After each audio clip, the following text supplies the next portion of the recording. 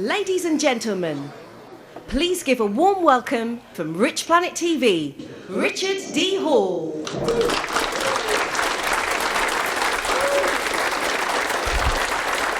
Thank you. Thanks very much. Here I am again, back at the centre of the known universe, Merthyr Tydfil, for the third year in a row. Anyone who has any evidence contrary to that claim, please send it to me by email. I'd like to thank each and every one of you for coming along this evening, because the proceeds from these talks fund the TV programmes and the films that I'm involved in making about subjects that the mainstream media will not touch, the most important subjects. Now, there's something just popped into our media quite recently, this EU argument. Should we be in or should we be out? And we're going to have a referendum on it. Now, I've spoken about phony bones of contention in the past, and I suspect this is a bit of a phony bone of contention debate, and I'll tell you why. Soon as the referendum was announced, immediately they turned it into a personality competition between David Cameron and Boris Johnson. And there's a lot of this World War II rhetoric. Has anyone noticed this whole Dad's Army theme? Boris Johnson, the blonde bombshell and all this rubbish. They are both puppets, of course. And it's been turned into a personality competition. And reading between the lines, with the way that the media is presenting this, David Cameron, in my opinion, has been set up to lose. And the reason for that is, I suspect that Boris Johnson's already been told he's going to be next Prime Minister, right? I don't believe there's any democracy in the UK anymore, because the mainstream media can manipulate people's minds to get people like Boris Johnson elected. I don't think Corbyn's got a chance with the mainstream media that we have today. That's just my take on it. Okay, today's talk is called The Unbroadcastable Truth, and that's because most of what I'm going to talk about today I have not been allowed to put on my TV show. Okay, now it might look a little bit like a college lecturer standing here in front of a bunch of students, but I can assure you that's not what Richplanet is about. If you go and sign up on a college course, it's your job to learn everything that the lecturer knows, and that will usually be in a very narrow band of subject matter. That's not what Richplanet is about, because I don't claim to know any more than anyone in this audience. Right? Richplanet is about trying to find the right questions, because in a world where there is so much deceit, so much cover-up, so much obfuscation, so many things being kept hidden, sometimes the hardest thing to find is the right question to ask. Questions like, where did the towers go? A very simple question that mainstream media haven't even dared ask. Where did the towers go? And Richplanet is about trying to find those questions. Once we found those questions, let's see if we can get some answers to them. And as I say, that's sometimes the hardest part of any investigation. All right, I'm going to ask you today, how's your relationship going these days? How is your relationship with information? Because we all have one. Where are you getting your information from? Are you getting it from Sky News? Are you getting your information from mainstream radio, mainstream newspapers, BBC? Have I got shite for you? Osama bin Laden is dead. Anyone believe that? Where was the evidence that Osama bin Laden died? The Metro News, The Sun, questionable time. Even RT, Russia Today, in my opinion, is controlled opposition news to make you think that there is an alternative. Now, if you are watching mainstream news, then these are the things that they want you to be worried about, right? I've categorized all of the major news stories that we seem to get in our media: terrorist attacks, extremism, the Middle East, immigration, the Russian supposed threat, economy, climate change and weather, natural disasters, man-made disasters and atrocities, including things like MH370, cancer and health, personal scandals, including child abuse and celebrity, or the use of celebrities to promote certain agendas. Now then, I don't actually think they represent the most important issues of the day. No way. And I don't even think they want you to know about those issues. They want you to fear those issues. It's all about affecting you emotionally, okay? Now let's just take the first one, terrorist attacks. and talk about 9/11 very briefly. We know from this book that the World Trade Center towers was turned to dust using a directed energy weapon. That's established. It's an established fact now. We also know that bin Laden had nothing whatsoever to do with 9/11. If you've got any evidence that bin Laden was involved in 9/11, please bring it to me, because I haven't seen any. But we know the media were blaming bin Laden almost after the first attack, straight away. That tells you that the script was already written. We also had the destruction of Building 7 announced on the media 20 minutes before it actually happened. Again, that tells you they were all operating to a script. And what it tells you is that the terrorist attacks have been ran to an agenda. Now, in a previous life, I used to do a lot of computer programming. I would write hundreds of lines of code. This is instructions for computers to follow, right? Your program runs to an agenda.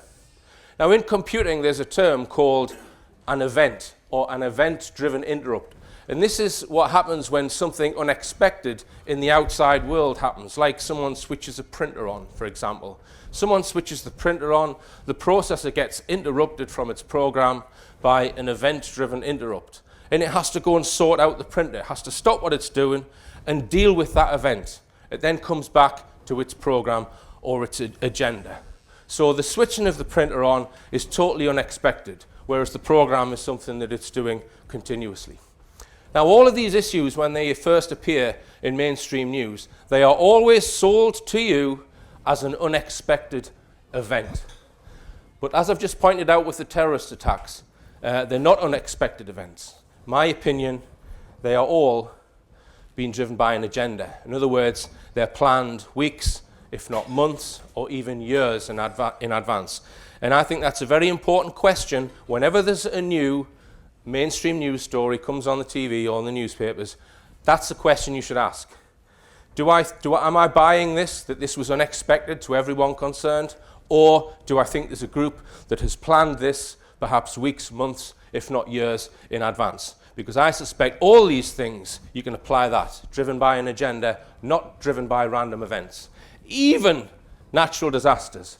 Now that might sound preposterous, but I'm going to show you a natural disaster where I think there's very good evidence that it was all driven by an agenda, planned by some group or other.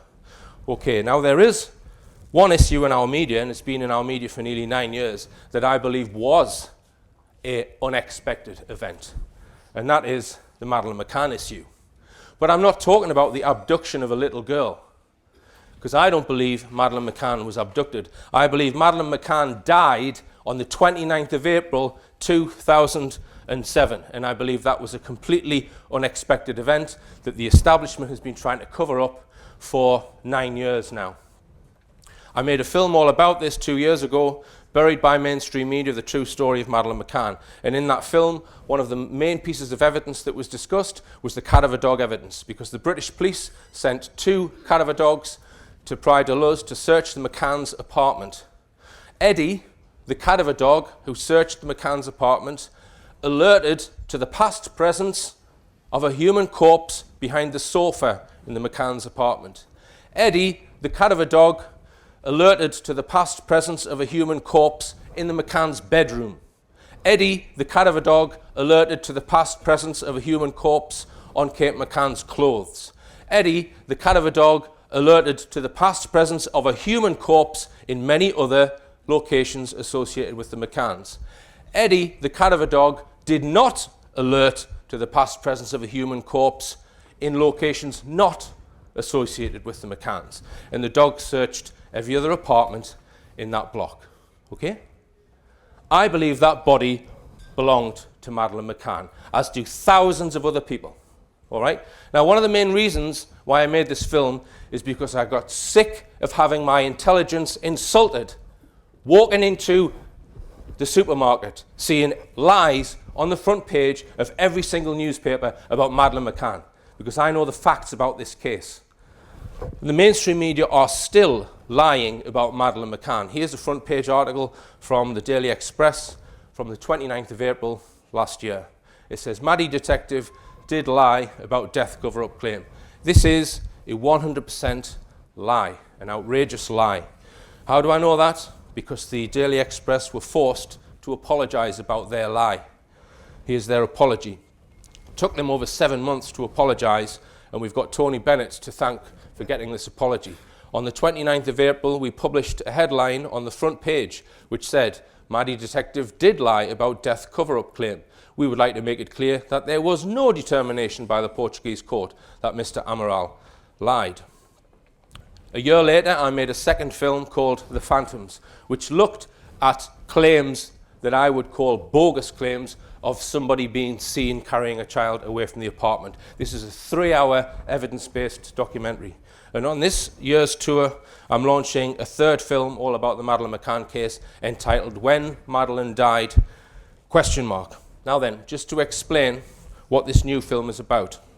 If my belief is correct that Madeleine died, we can ask the question, when might Madeleine have died? So how would you address that question? Well, if my belief is true, it means the claims of an abduction are bogus, so they have to be ignored. So what you would do is you would go back in time to find the last piece of credible, independent evidence that proves she was alive. So you go back in time from when she's reported to be abducted to find proof that she's alive. Once you've found that time, if she died, you know that it's at some point after that she's died, and that's what this film does. It goes back from the 3rd of May when she's reported missing, all the way back to the 28th of April at the beginning of the holiday. And it looks at it looks at many police witness statements, media reports, physical evidence, photographic evidence, right? And it's my belief that Madeleine died on the 29th of April. It's also my belief that this photograph, which is being called the last photograph, which is allegedly the last photograph of Madeleine, which the McCanns say was taken on the 3rd of May, I believe that photograph was taken on the 29th of April. And I'm going to show you a brief clip from the film which explores that point. This photograph hardly gives the impression of being a little on the cool side. Sunglasses, people in short sleeves and shorts, sun hats and sweaty brow, dipping their feet in a cold pool. In fact, the only 2 days on that holiday that were hot and sunny were the Saturday and Sunday. One well-respected Madeleine McCann researcher, a retired former police superintendent, has collected dated photographs to show exactly how the weather changed on the Monday of that week. Here are 3 photographs taken from almost the same place on Saturday, Sunday and Monday respectively. Here is another picture taken on Sunday at nearby Lagos, a beautiful, clear, sunny day, just as the weather on the last photograph also appears to be. The following 3 pictures, taken on Tuesday, Wednesday and Thursday, continue to show the cooler, cloudier weather persisting through the week. The change from the sunny weather of Saturday and Sunday to the cloudier, cooler, wetter airstream which reached the Algarve during the Monday is clear. Compared with the photographs we saw earlier from Sunday, the photos from Tuesday, Wednesday and Thursday all show a much greater amount of cloud cover and evidence of a cooling wind.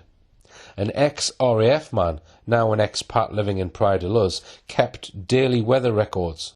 His diary confirms the cloudier, windy, cooler conditions that prevailed on that Thursday when the last photo was supposed to have been taken. A retired former police superintendent who has studied the case in depth and even written an e-book on the case, available on Kindle. This is part of his professional opinion on the last photo. On the first full day of a family holiday, children and adults are dressed in their new holiday clothes. Everyone goes out to explore the resort. They look at the pool, find the supermarket and generally get their bearings. And above all, if it is a fine sunny day, they take photos of the area, of the pool, of new and unaccustomed flowers and plants, cactuses, bougainvillea, and they take lots of photographs of their children, because you never know when it might turn cloudy or rain.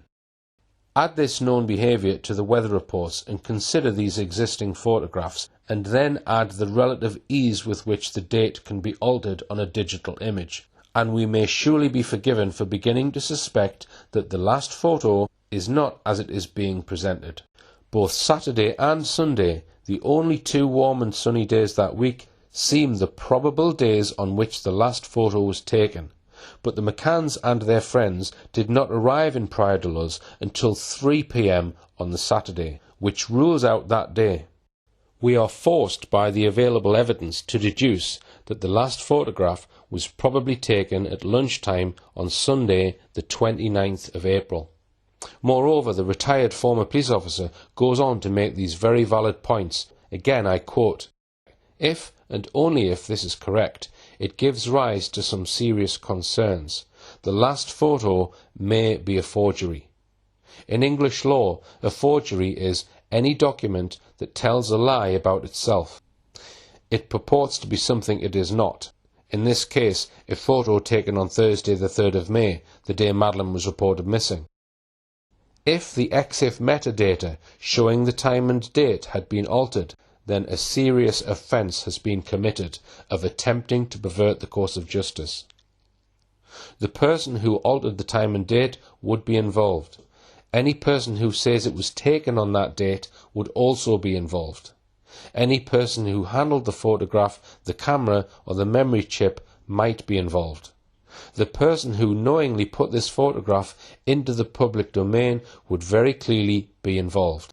And jointly they might all be guilty of conspiracy to pervert the course of justice. So the question to be asked is clear. Where was Madeleine at lunchtime on the 3rd of May 2007? All right, now I also look at all the other photographs and much other evidence, and I also explain why I believe they've lied about the date that that photograph was taken.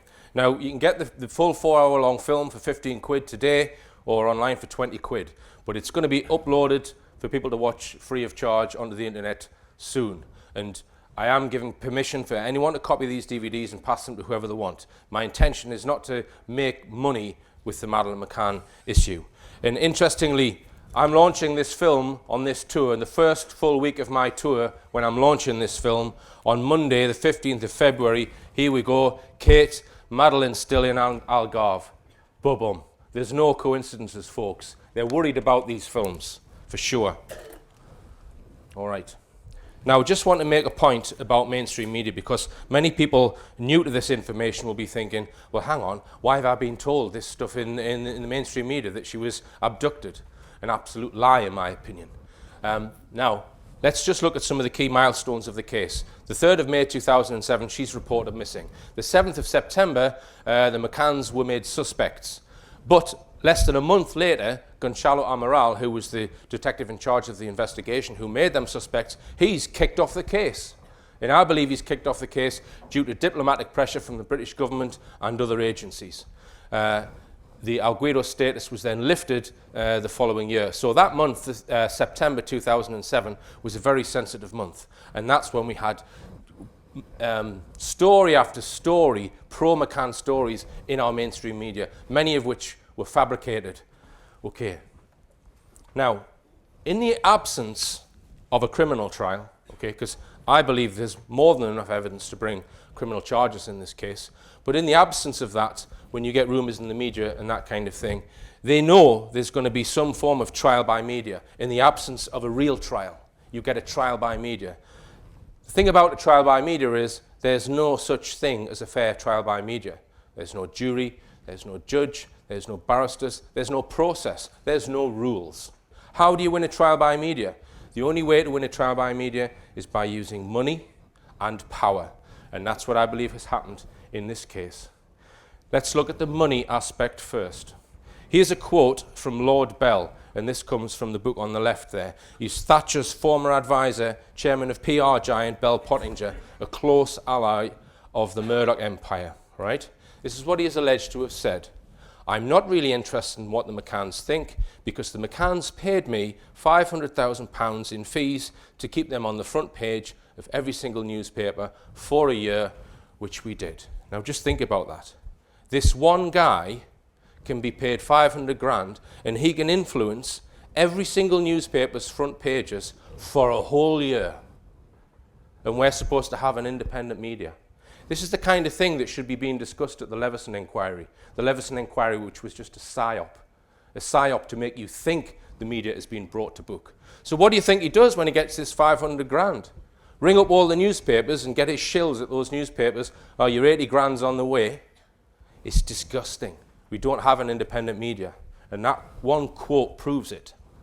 Okay, Now then, if you watch my 3 films, which total 11 hours of evidence-based factual documentary, all of these newspapers are implicated. All of these newspapers have printed dodgy stories about Madeleine McCann, right? Not seeking the truth in my opinion, and in many cases printing outright lies. All of these newspapers are guilty in my opinion. They're harbouring criminals, and they should be put on criminal trial after others have been put on trial too. Okay, now here are some of the stories that I was referring to. So we had the jemmied shutters. They said the shutters were jemmied on the apartment. There was no jemmied shutters. The Sagres incident, where somebody allegedly tried to steal another little girl, I believe that was completely fabricated, and I do not believe that the McCanns were in Sagres at all. The Mrs. Fenn incident, questionable. The David Payne visit to Kate, that's dealt with in the first film. All of these stories are at least questionable or completely fabricated. And they went on through to 2009, and they're still appearing in our media. Now, the person responsible for getting a lot of these stories into these newspapers was the McCann's PR spokesman, who used to be in charge of the government's media monitoring unit. He was the government's propaganda man. Clarence Mitchell has helped get many of these bogus stories into these newspapers, all right? And here's something I was told about Clarence Mitchell. It comes from Tony Bennett. You may have seen him featured on my show, solicitor and researcher. Tony Bennett said to me, I was being interviewed at my home for a film in late 2008 about my book on the Madeleine McCann case by a northern-based film company. The company owner said he had a great deal of knowledge about Clarence Mitchell, whom he described as the number 2 at MI5. Earlier that year, another journalist told me exactly the same thing. Now, the number 2 at MI5, I don't think that necessarily means he's second in charge. I think it's just an assigned number, like a footballer with a number 2 on the back doesn't mean he's second in command of the team. But nevertheless, Bennett's been told by 2 people independently that Mitchell is working for MI5. And that explains, here's the power element of it. I said that the only way to win a trial by media is by using money, Lord Bell, and power. We've got the intelligence agencies involved. And many people think that all these newspapers have got shills embedded in their organizations that are taking their orders from the intelligence agencies. And that really is the reason why I've decided to cover the Madeleine McCann case, in order to expose the fact that we do not have an independent media. You're not reading independent thoughts or independent articles when you read British mainstream press. And I suspect that all of these other issues that I've said at the beginning are being driven by an agenda have got the intelligence agency's fingers all over them, with shills that work for the newspapers. Now then, I mentioned natural disasters earlier, and we're going to look at climate change a bit and weather as well. And I said, even stories which are natural disasters can be driven by an agenda. They're not random or unexpected events. Okay, we all remember the recent floods in Cumbria in December last year. I'm just going to show you a quick video to remind you of that. River Kent in Kendal, about to burst its banks onto the road, the houses. Now, when these floods occurred, the media were pushing the man-made climate change, global warming. It's global warming, it's global warming, it's global warming. All channels, right? Without presenting you with any evidence, it's global warming.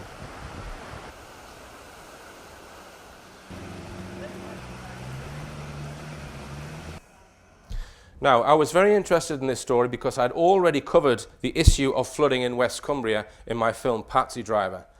Now, this film was not specifically about the floods of 2009, it was about the Cumbria shootings, where one guy, a completely peaceful taxi driver, wakes up one midsummer morning, gets in his cab, and he drives around the countryside, and he murders, with a rifle and a shotgun, 12 people in cold blood, for no apparent reason. The guy had no history of violence whatsoever. Now, in my film, here are some of his victims. This is Derek Bird in the bottom right there. This is the murder scene of his 11th victim, Michael Pike. I interviewed the woman who saw the gunman at this murder scene. She described the gunman, well, firstly, she looked at him for between 30 seconds and a minute, so she got a very good look at him. She described him as being in his late 20s with black, spiky hair. There was also a very early description of the gunman on the police website, which read, "The gunman driving a Citroen Picasso is a man in his 30s with a shaven head." So we've got man in his 30s with shaven head, and we've got man in his late 20s with black spiky hair. This is Derek Bird. He was 52. He had sandy hair which was receding. There's also confusion over the vehicles and whether there was at least a second vehicle involved in these shootings. So I conclude in this film that there was at least one other gunman in the Cumbrian shootings case. And you'd need to watch the film to understand exactly why that is. Now, the other thing, many of the witness statements, people who actually saw Derek Bird with his gun, described him as, he stared straight through me, he didn't know where he was, he looked like he was in a trance. All these statements about him, he looked like he was out of it. I believe Bird was under some form of mind control, and I believe there was at least one other gunman picking people off. All right? Now, what that tells you is that the Cumbrian shootings were agenda-driven. Like I said at the beginning, it's not a random event. It's not some nutter who snapped. Don't believe that when you get these mass shooting incidents. I don't buy it ever when they say that. Right? There's an agenda behind this, and the evidence points to that. In other words, these Cumbrian shootings were done for a reason. It didn't take me long to find out a very good reason, and that's because the second person shot, this guy, Kevin Commons, was taking legal action against United Utilities, the water company, right? Because he and his company believed that those floods of 2009 were caused by the water company, all right? So this is floods in 2009 that were very similar to the floods of 2015, and there were floods in 2005 as well. So this next clip from my film explains that. 6 months before the Cumbria massacre, West Cumbria suffered severe flooding, which damaged hundreds of properties and caused one death. The flooding was caused because Thirlmere Reservoir overflowed due to heavy rainfall. But we need to go back to 2005 to explain this story fully. This internet article points out that in 2005, both Keswick and Cockermouth were flooded because when the above-average rainfall filled Thirlmere to overflowing, the excess water turned the River Greeter into a raging torrent.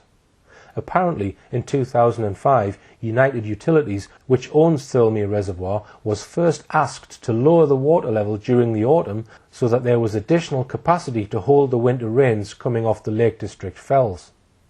The private company refused to do so, claiming that its priority was to keep the reservoir full to the brim so that it could provide the necessary water to meet the needs of 300,000 homes in Greater Manchester. But in November 2009, heavy rainfall caused Thirlmere to overflow yet again. The result this time was that not only were Keswick and Cockermouth flooded again, but also the main north side bridge in Workington was swept away and PC Bill Barker lost his life, preventing a major disaster by stopping cars from crossing the bridge. Again, prior to the disaster, Thirlmere Reservoir was full to the brim. This time, to make the problem worse, work was being carried out on the Manchester Aqueduct, restricting the amount of water making its way down to the city, which meant the reservoir was overflowing even before the heavy rains of November the 19th. If the water level in Thirlmere had been 3 metres below the reservoir wall, as was called for back in 2005, then this disaster wouldn't have happened because the abnormal rainfall would have been easily absorbed. There is no doubt that the high water level in Thirlmere was responsible for the devastation caused in Workington and Cockermouth. Now, Kevin Commons, who was the boss of Kevin Commons Solicitors, was in the process of trying to sue United Utilities for causing the floods. This was a massive legal case, potentially worth millions of pounds, and as mentioned, it involved the death of a police officer.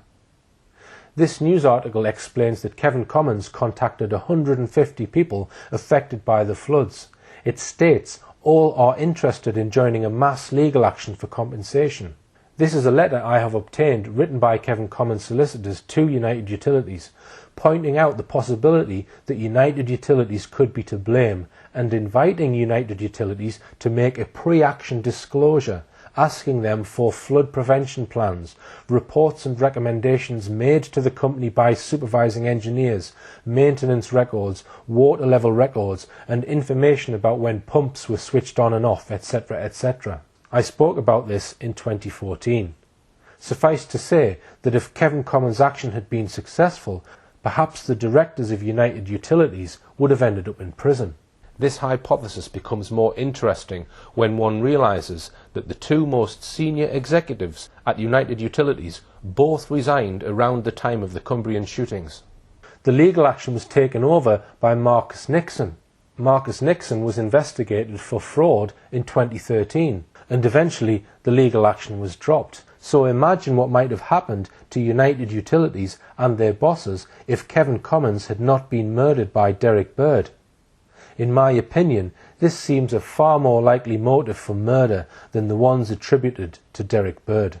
Okay, now I did check the level of Thirlmere Reservoir because you can check it on the internet when the floods were on, and sure enough, the reservoir still being kept at very high levels. So this is actually from the 24th of January, so it's about, I don't know, a month or so after the floods. But you can see here, flooding possible, the level is still being kept in this high region. They've not had a policy change to lower that reservoir. And just to point out what was being expressed in that clip, this is a diagram of United Utilities water network. Here's Thirlmere Reservoir here, which as you can see feeds Greater Manchester. West Cumbria is only 2% of United Utilities customer base. It's not fed by Thirlmere, it's supplied by these two lakes here.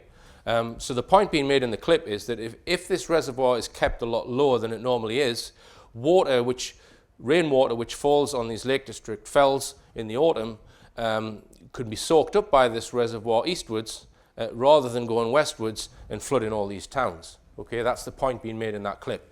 And the legal action was against United Utilities that they were keeping this reservoir really high, thus water couldn't flow into it, and they're saying it's exacerbated the flooding.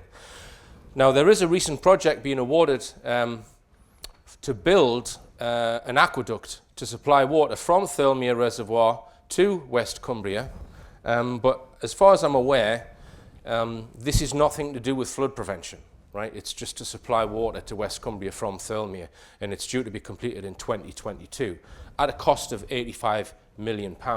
So they have got money to spend on water systems.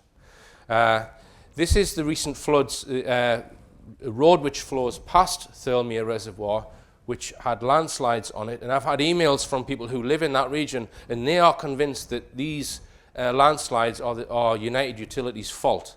I'm not saying that that's the case. I'm saying I've been contacted by people who claim that United Utilities are negligent for this.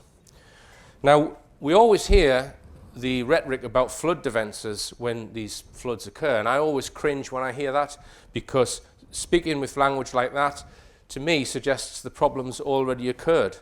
Surely they should be talking about entire water management policy for the whole of the UK. And we can ask the question, what causes floods?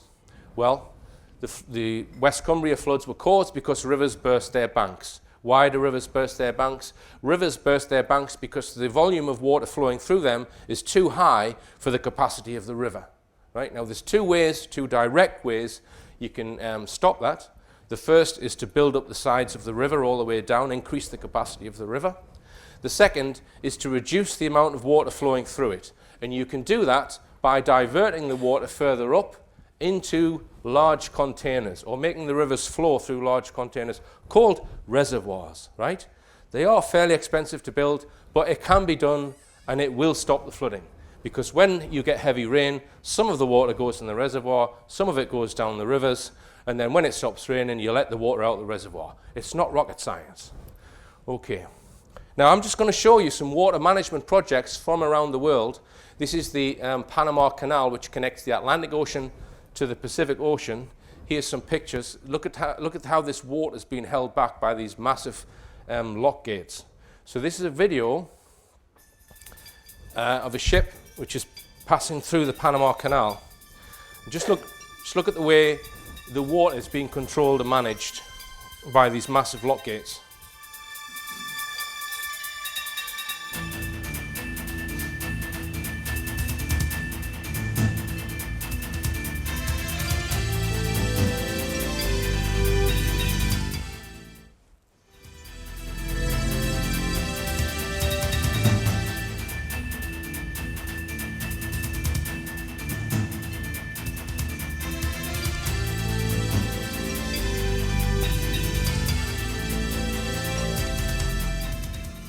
Anyone know when the Panama Canal was built? Anyone? The Panama Canal was built over 100 years ago. Here's a picture of it in 1921. Here's a picture of it being built in 1912. Look at the size of the guys here, standing there. Look at the size of these lots. This is over 100 years ago, over 100-year-old technology. We had the ability to do this. This is them hollowing out the canal. Here is a water management project of 2016 in China. Okay, so not only can you prevent floods by building dams, you can generate massive quantities of electricity, green electricity.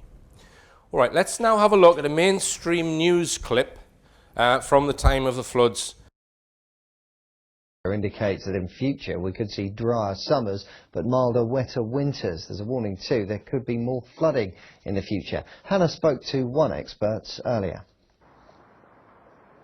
We can explore some of those issues with Professor Phil Haygarth from Lancaster University. There will be sceptics watching who say that these are natural variations in the weather rather than man-made issues to climate change. What would you say to that? Whoa, hang on a minute.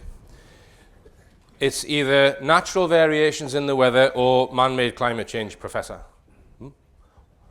Where's the option for mismanagement of Thirlmere Reservoir, which is what I believe caused the 2015 floods? It's a phony question, a phony bone of contention question which hides the real issue. Okay, let's see what the professor has to say. I would say that climate has always changed through geological time. It has natural oscillations where it goes up and down through the long term. What's happened more recently is human intervention has interfered with the carbon cycle over the recent decades. The carbon dioxide levels have undoubtedly risen, and that manifests itself in the climate regimes that we see. But the models, the data sets are telling us that for the UK we're predicting basically milder, wetter winters and hotter, drier summers. And you've been doing some work at the River Eden, haven't you, in Cumbria, and what does that show you? What we found is that rainfall has actually increased by 30% in the winter months at Newton Rig. Do you think a country with the engineering prowess of the United Kingdom can't cope with 30% extra rain?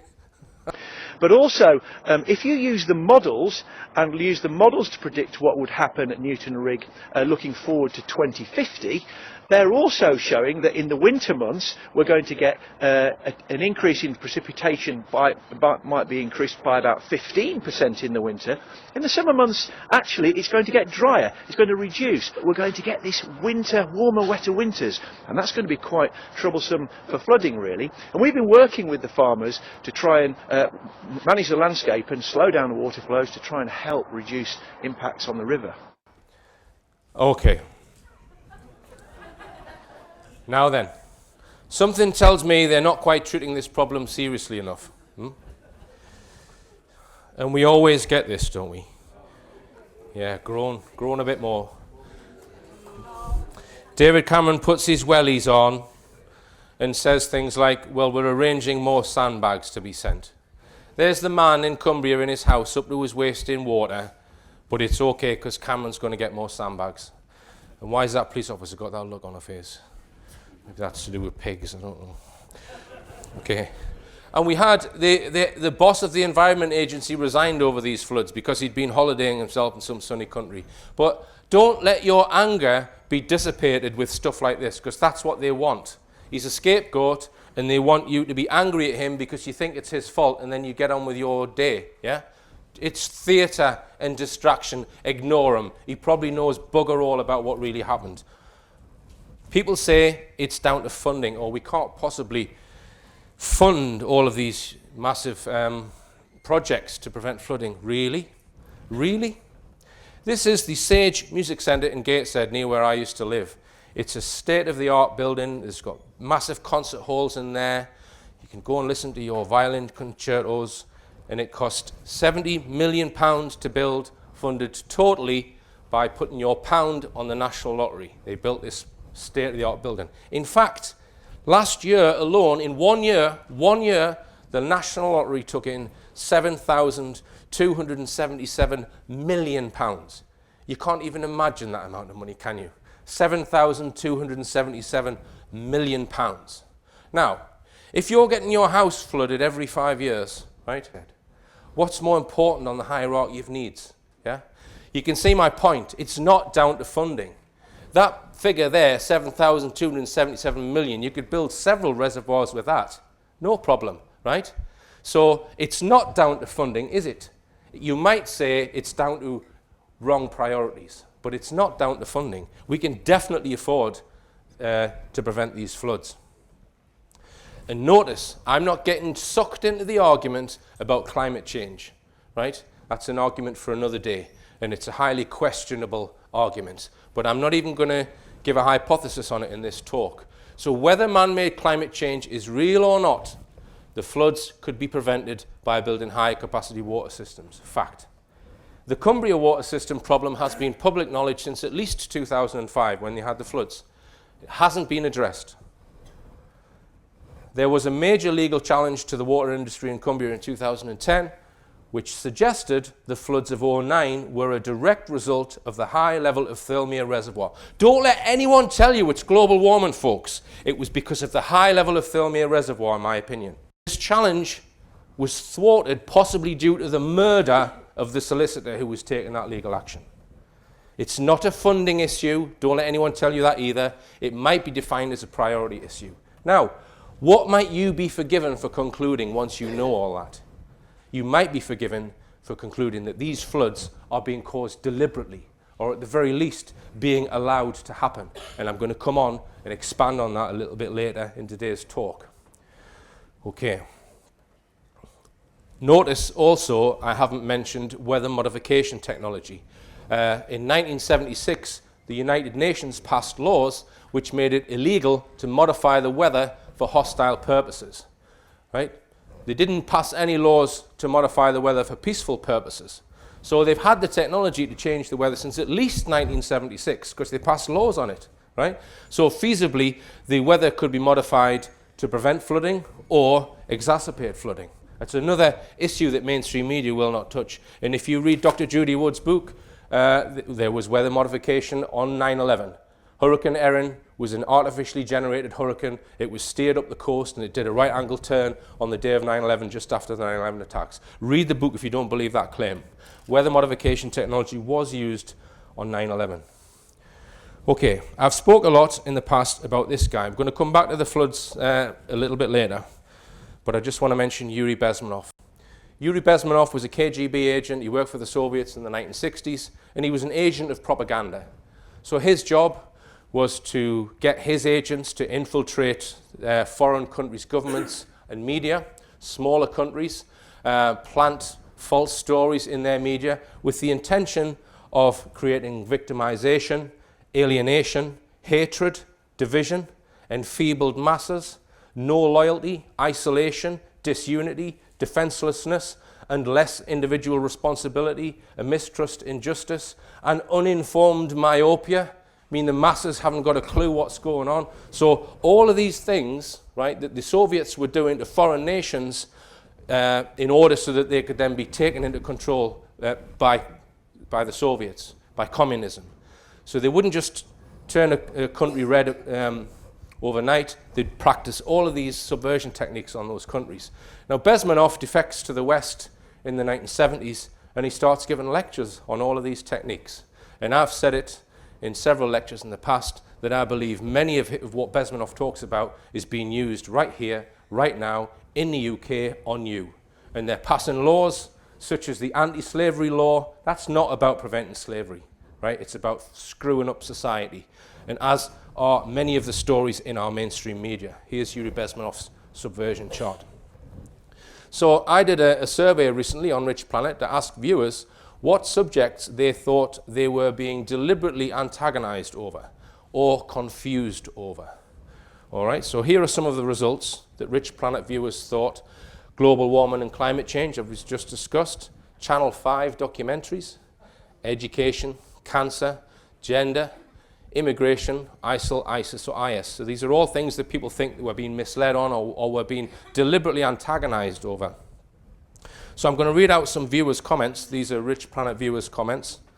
Confusion and antagonism. This viewer says, if one wants to create confusion, the most rational alternative the MRA, must be crushed to death between two false polar points of view, or two big lies. The two big lies are promoted to such an extent that the MRA becomes buried, confused, ignored, excluded, and obliterated by the two big lies. So we saw the woman there questioning the professor about the floods. It's a classic example of the MRA. So the two big lies, global warming and natural changes in the weather. The most rational alternative, Thermia Reservoir was too full. Yeah? So that's been buried by that question, by promoting the argument over these two big lies. You can apply that statement to so much in our mainstream media. If you spot a conflict or an argument going on in the media, ask if it's masking something. Ask if it's masking the MRA, the most rational alternative. This viewer says the Guardian website presents strong one-sided opinions that result in opposition and contentiousness. In psychology, this is called splitting. You split off your good opinion from everything else, which is then devalued, ignored, or ridiculed. It's a psychological baiting tactic. This viewer says the whites-only Oscar nominations for the second year running. This is obviously designed to stir up race hate and controversy in the celebrity-obsessed US and global population. So we come on to global warming and climate change. The COP21 Paris Agreement. So this is the climate change meetings and agreements they had in Paris, which seemed to coincide with the terrorist attacks. And some people think that wasn't an accident, because it enabled them to clamp down on some of the protests. Andrew Johnson said global warming and terrorism got married in Paris. COP21 Paris Agreement means UK taxpayers will pay £6 billion, that might be dollars, into the Green Climate Fund.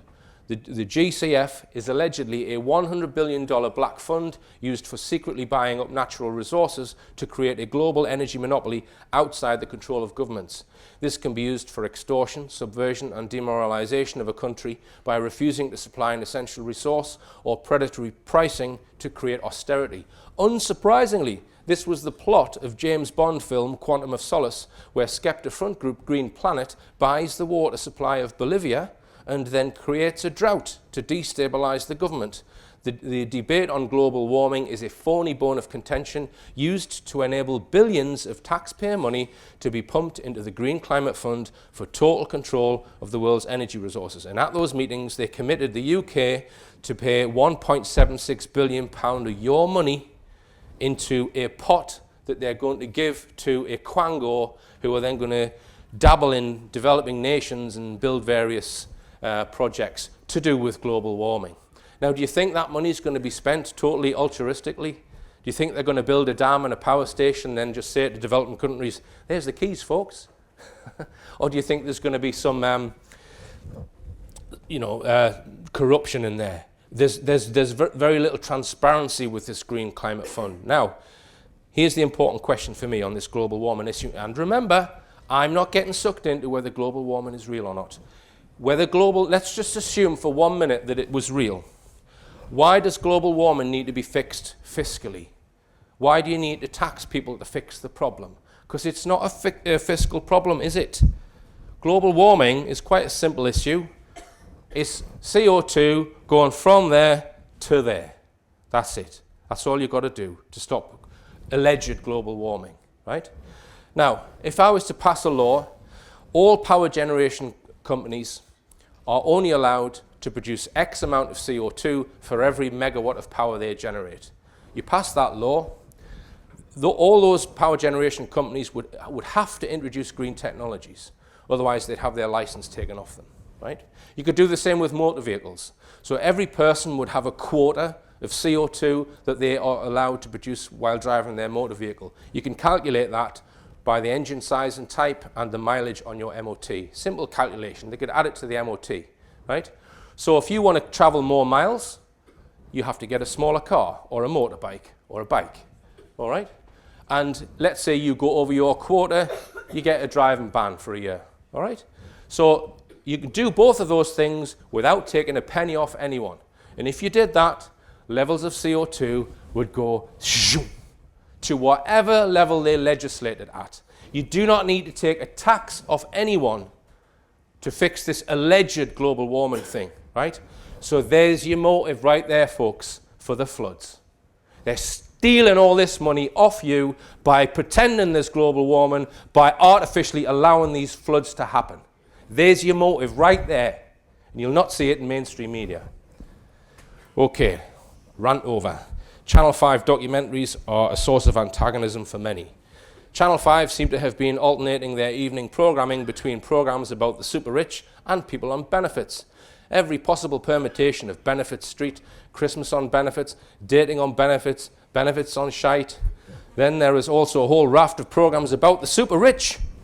Some of these may have been on ITV or Channel 4 also, program after program about mega yachts, private jets, mega mansions. All these programs on at prime time evening slots makes me think they are aimed at the working population to get the bulk of people riled up about the classes above and below.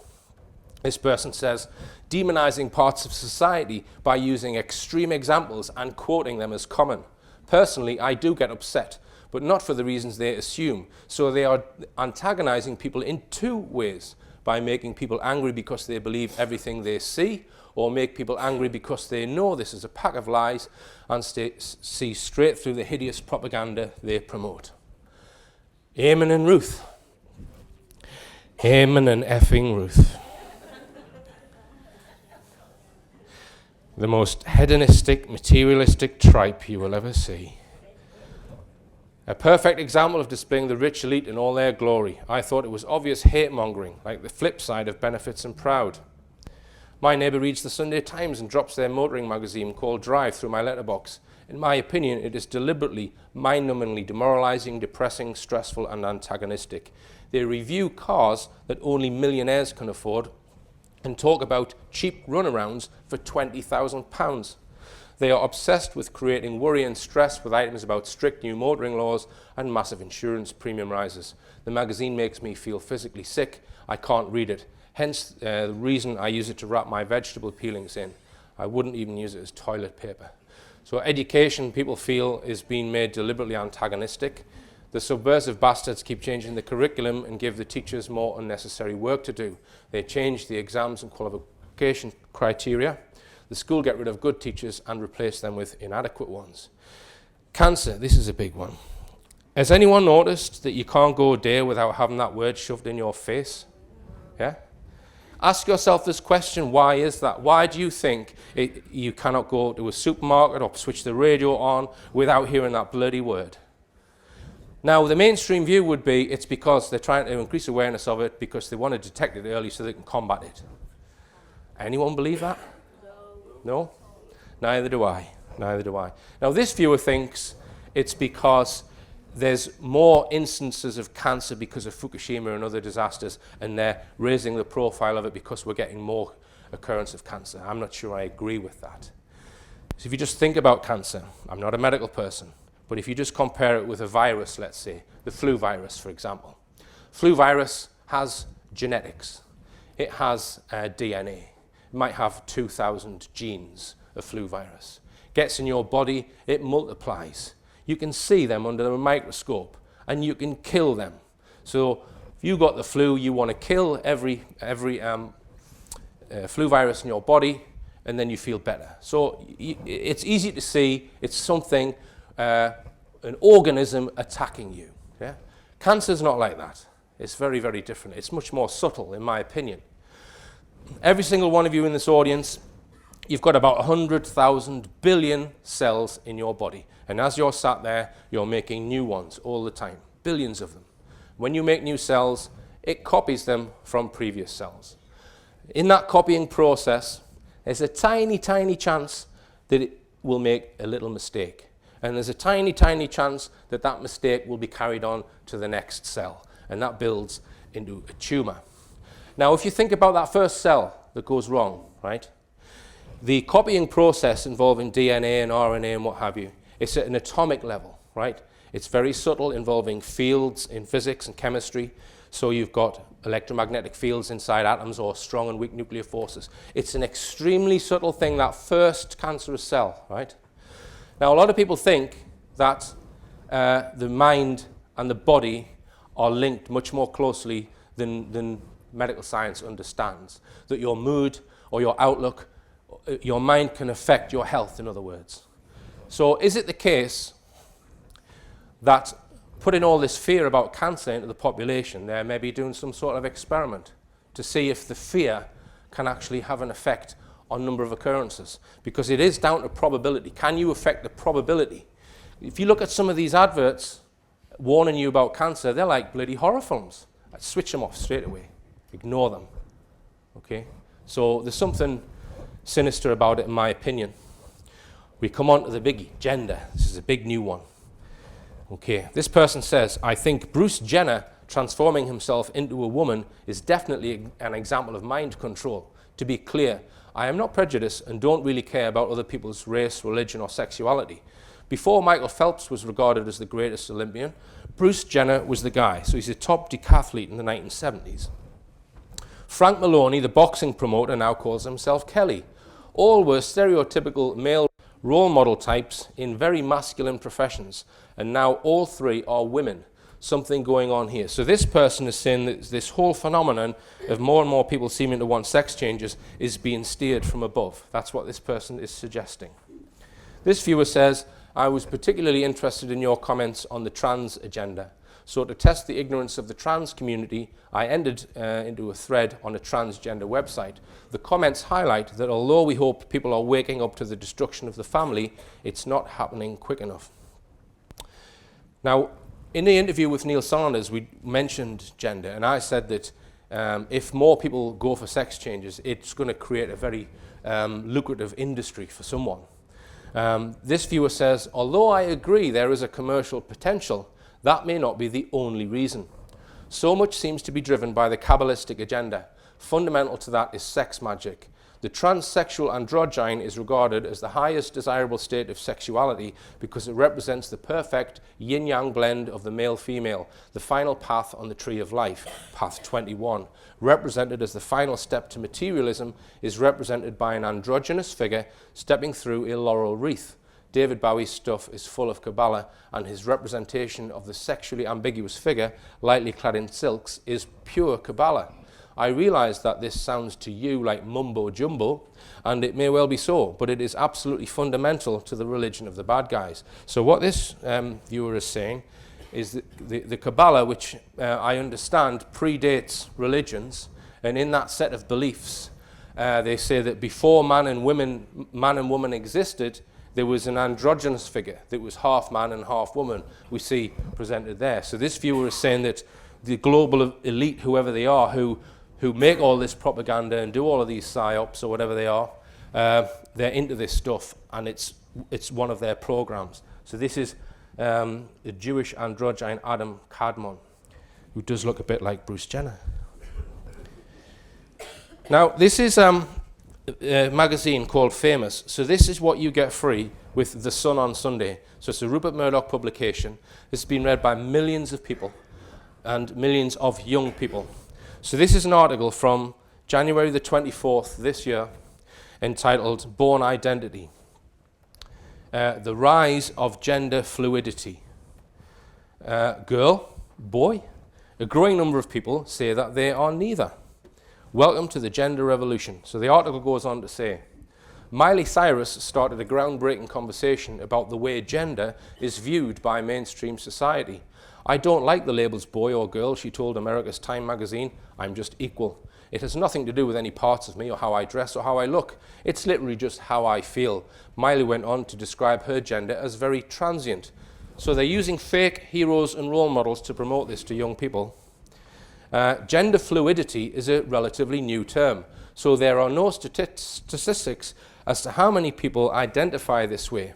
However, experts estimate, they've got experts in it, experts estimate that somewhere between 1 and 8% of the worldwide population is at least gender diverse. Last October, food writer Jack Monroe came out via Twitter as non-binary. Right? In simple terms, this means feeling outside the binary gender norms of male and female. Subsequently, Jack spoke about feeling somewhere in between, one of the many shades between society-imposed candy pink and baby blue. Now, note here, I'm not criticizing anyone who wants to go for a sex change. That's fine. I'm looking at the propaganda. Now, do you think Rupert Murdoch who owns this publication believes in this shit? Or do you think he's doing someone a favour by printing it? Okay. And we've had new official-looking organisations set up, the LGBT Foundation, the Lesbian, Gay, Bisexual, Transgender Foundation. I know people who are lesbian and gay who feel quite patronised by organisations like this. But let's just add some logic to this so we can analyse it properly and ask the question, what is gender? Okay. Now, I said that each of you in this room has got 100,000 billion cells in your body, and most of those cells contain a nucleus with a set of chromosomes in there. All right, 100,000 billion. I will bet my house, if I took a DNA sample from everyone in this audience, the sex chromosome pair in each of those 100,000 billion cells would either look like that or like that. Right? Women do not have a Y chromosome. The Y chromosome in men only has 458 genes. Hence, it is much shorter. Right? The point I'm making is that there is an absolute definitive distinction between men and women. There's no grey area. You're either a man or a woman. Right? So you cannot go from one to the other. You cannot change the DNA in 100,000 billion of your cells. Right? So in my opinion, you cannot change your gender. You can disguise your gender, and I wouldn't stop anyone from doing that. You can chop bits off and stick bits on. That's fine if you want to do that, great. But you cannot change your gender. Your gender is defined by your genetics. So, we can now ask the question, what is sexuality? That's different. Gender is what you are. Sexuality is what you're going to do with what you are. Yeah? And that could change. You might wake up one morning and decide to have a change. So, yes, sexuality is completely different to gender, so let's not get them confused. So, I've put them in two separate categories. Gender, you're either male or female. Some people would say that you can be transgender. I would disagree with that. Sexuality, well, I've written the ones that I know about in that list. So, with this LGBT thing, it's as if they've gone, right, let's pick four. We'll have straight, female, no, we'll have, let's have transgender, lesbian, gay, bisexual, yes, that's the one. And we'll call it lesbian, gay, bisexual, LGBT. Great. But what are you doing when you create that group? Well, you're automatically creating an opposing group called straight non-transgender. Is this being done to create antagonism, to create friction? Maybe I want to go to the LGBT party. Maybe I don't want to be excluded. Now then, there's another group you can find out about, and it's an internet-based group called the MGTOW. Anyone know what it stands for? Men going their own way. Is there something you want to tell us about? Yeah, you got it. Men going their own way. No one in Glasgow knew what that stood for, by the way. Aye. Men going their own way. So this is a group which is advocating men who've had a rough time with women. They've maybe been through a messy divorce or custody battle or something. It's advocating that you turn your back on women altogether and live your life without talking to women, including your own family. Apparently you get a free box of tissues when you sign up for it. So what's going on with this? Well, I would propose it's a gender confusion psyop. It's blatantly obvious if you ask me. Just think about what I said at the start. Are stories agenda driven or do they happen randomly by themselves as events? No way is this a random event. It's been driven from above with crappy publications like this, poisoning people's minds. Like I say, I'm not against anyone having a sex change, but I'm against this propaganda because it's a gender confusion psyop. Now, we can ask the question, what's its real intention?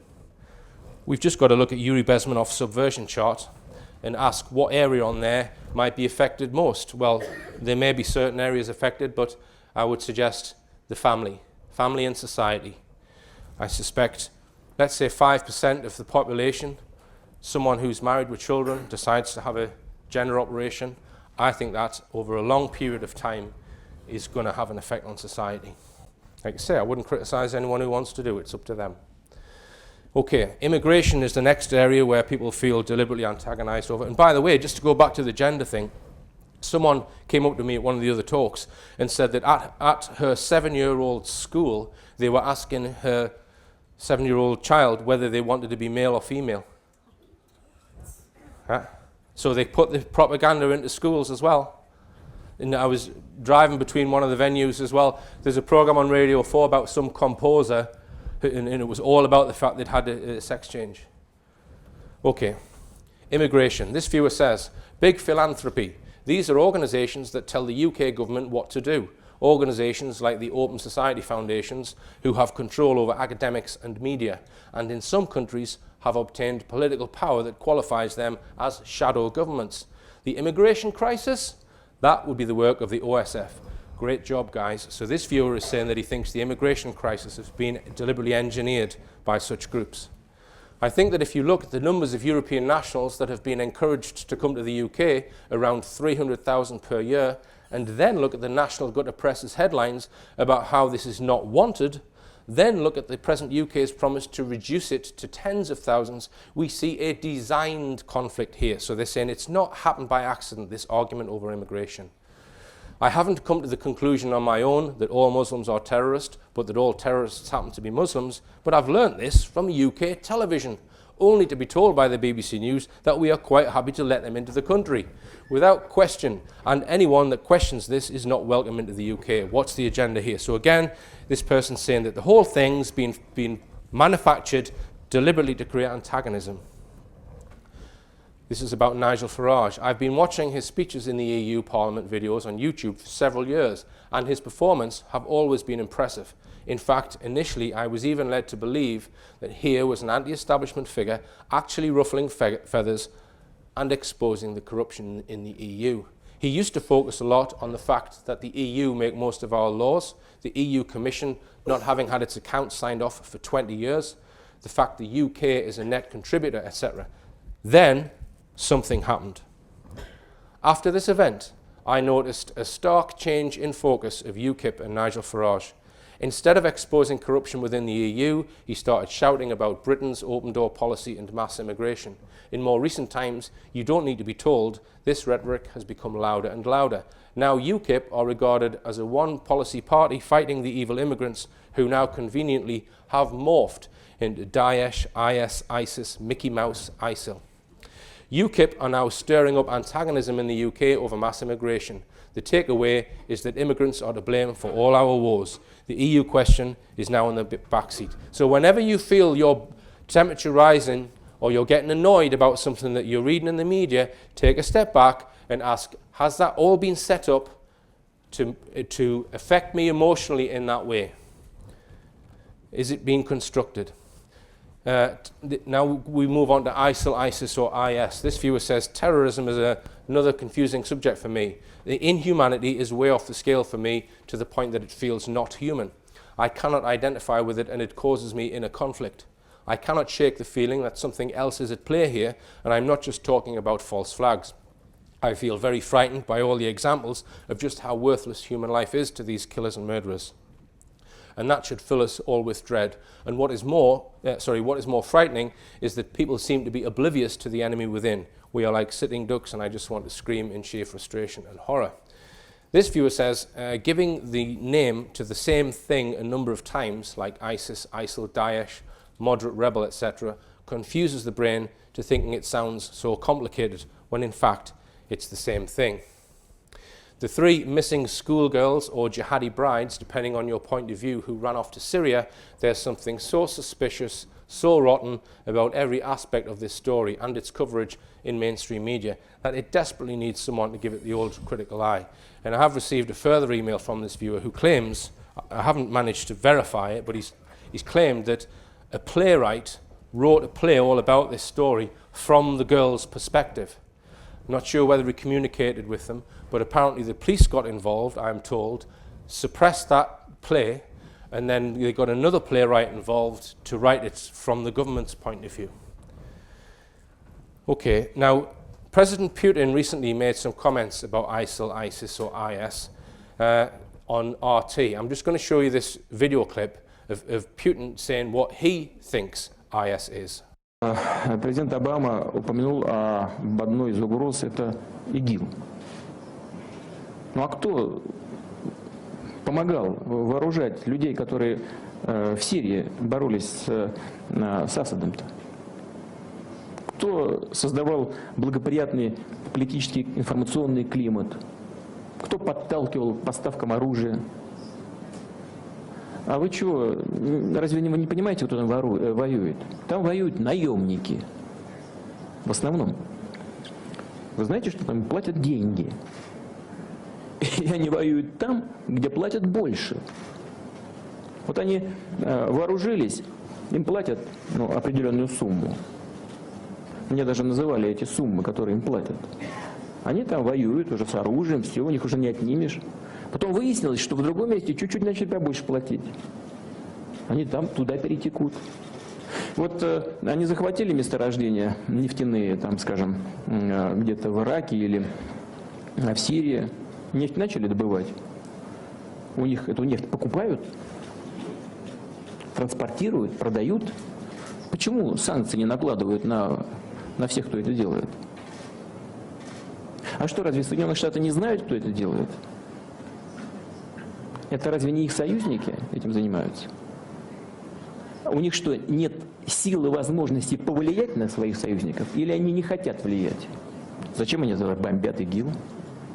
Вот там начали нефть добывать и больше платить. И там часть сразу этих боевиков перетекла из так называемой цивилизованной оппозиции. Сразу же перетекла в ИГИЛ, потому что там больше платят. Я считаю, что это абсолютно невыверенная, непрофессиональная политика, без опоры на реалии. All right, so just to summarize, he said, do you really not understand who is fighting in Syria? They are mercenaries mostly. That's people who just get paid to fight. Mercenaries fight for whichever side pays more, so they arm them and pay them a certain amount. You can't get them to return their weapons, of course, at the end. Then they discover elsewhere pays a little more, so they go fight there. Now, here we have a real point of contention, right? Because Obama wouldn't say that, or Cameron. They're Islamic extremists hell-bent on changing the whole world to Islam. This is completely at odds with what Putin's saying.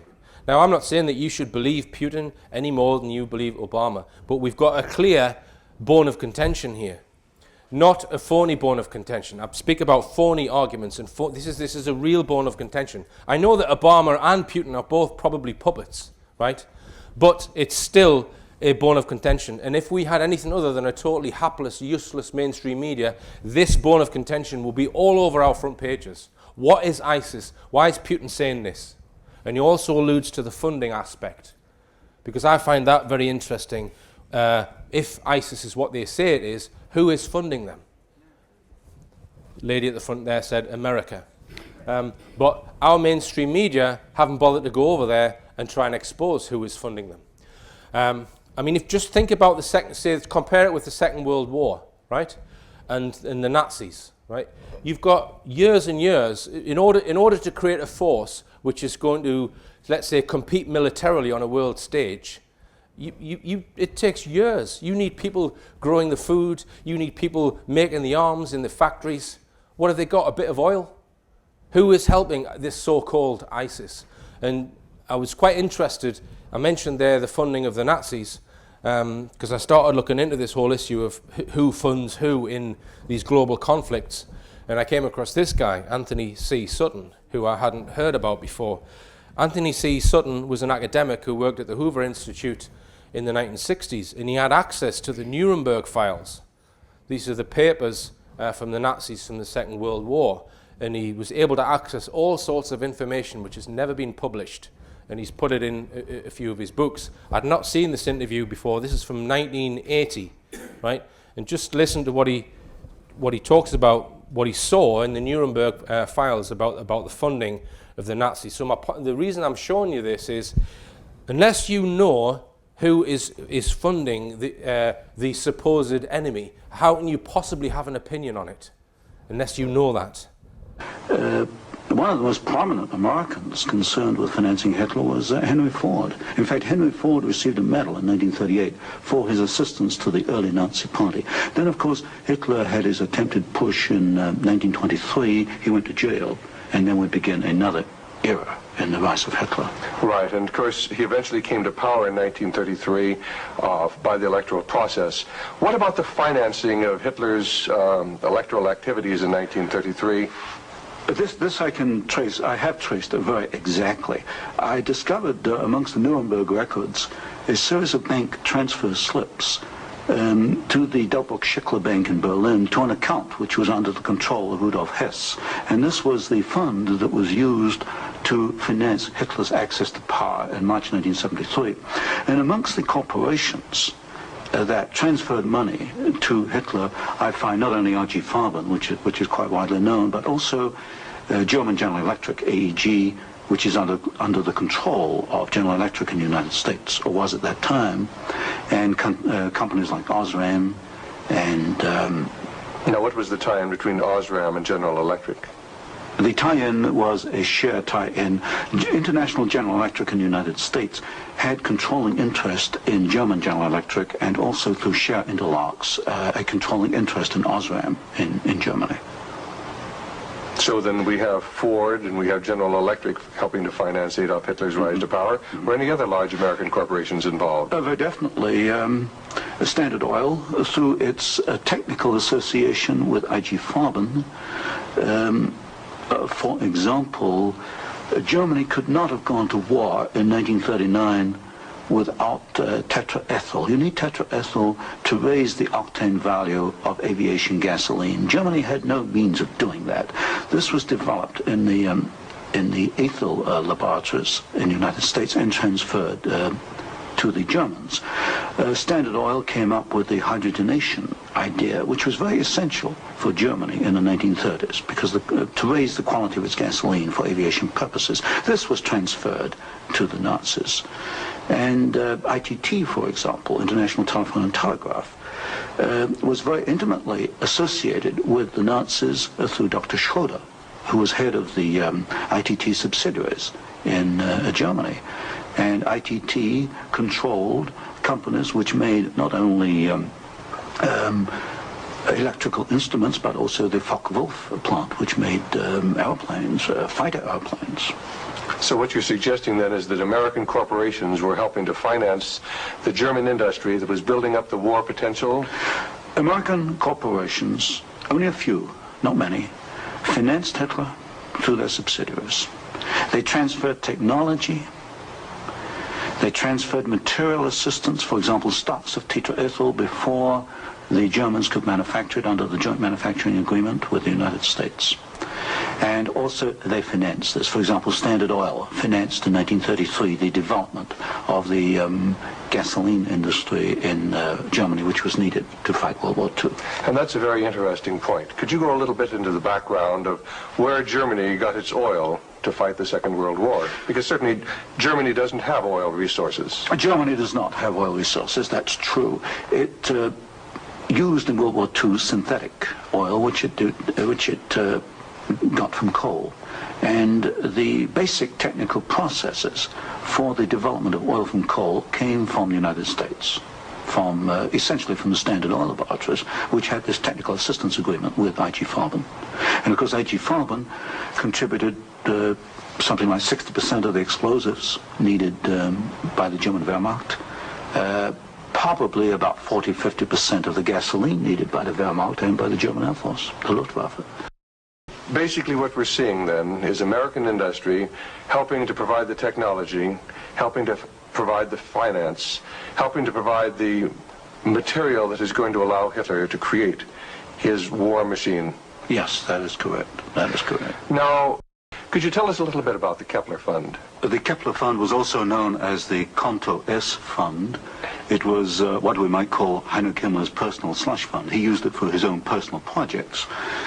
And what amazed me was both in 1933 and in 1944, the 2 years for which I examined the records, over half the funds came from American corporations. For example, in 1933, ITT, Standard Oil, General Electric, and possibly Osram were contributors. Even in 1944, in the middle of World War II, we find that ITT was funneling funds to Heinrich Himmler's Heinrich Himmler's fund through Schroeder, who was the chairman of the ITT subsidiaries in Germany. We also find that DEPAG, the Standard Oil subsidiary in Germany, was financing Heinrich Himmler, and this was in the middle of World War II. Now, were these facts ever brought out at the Nuremberg hearings? They were never brought out at the Nuremberg hearings, although the documents do exist within the files, within the records. They have not been published, as far as I know. And you actually had access to these records? Yes, there's some 400 tons of these records available, and many of them were at the Hoover Institution, or copies were at the Hoover Institution, and that's where I found the original documentation. I think it's a tragic part of our history when the American public doesn't realize the interplay then between great American corporations and the financing, the funding of the Nazi movement. Yeah, when he started talking about this, he got into a lot of trouble, and he eventually had to leave, and he started writing the stuff that he'd found out in these various books. But the point I'm making is, if only we knew what he was saying there before the Second World War. And the question really has to be asked, well, who is ISIS and who's really funding them? Has anyone really exposed that? That's the point. Somebody did make the point that, well, it's perfectly normal for global companies to invest internationally, let's say in Germany, in the 1930s, because they didn't know the Second World War was coming. They didn't know that they were helping build arms to be fought, you know, that were going to be used against the UK and the US. So that's a fair point. But as you heard in the clip, US companies were continuing to fund the Nazis even during World War II. And a lot of this is exposed in his book, The Wall Street and the Rise of Hitler.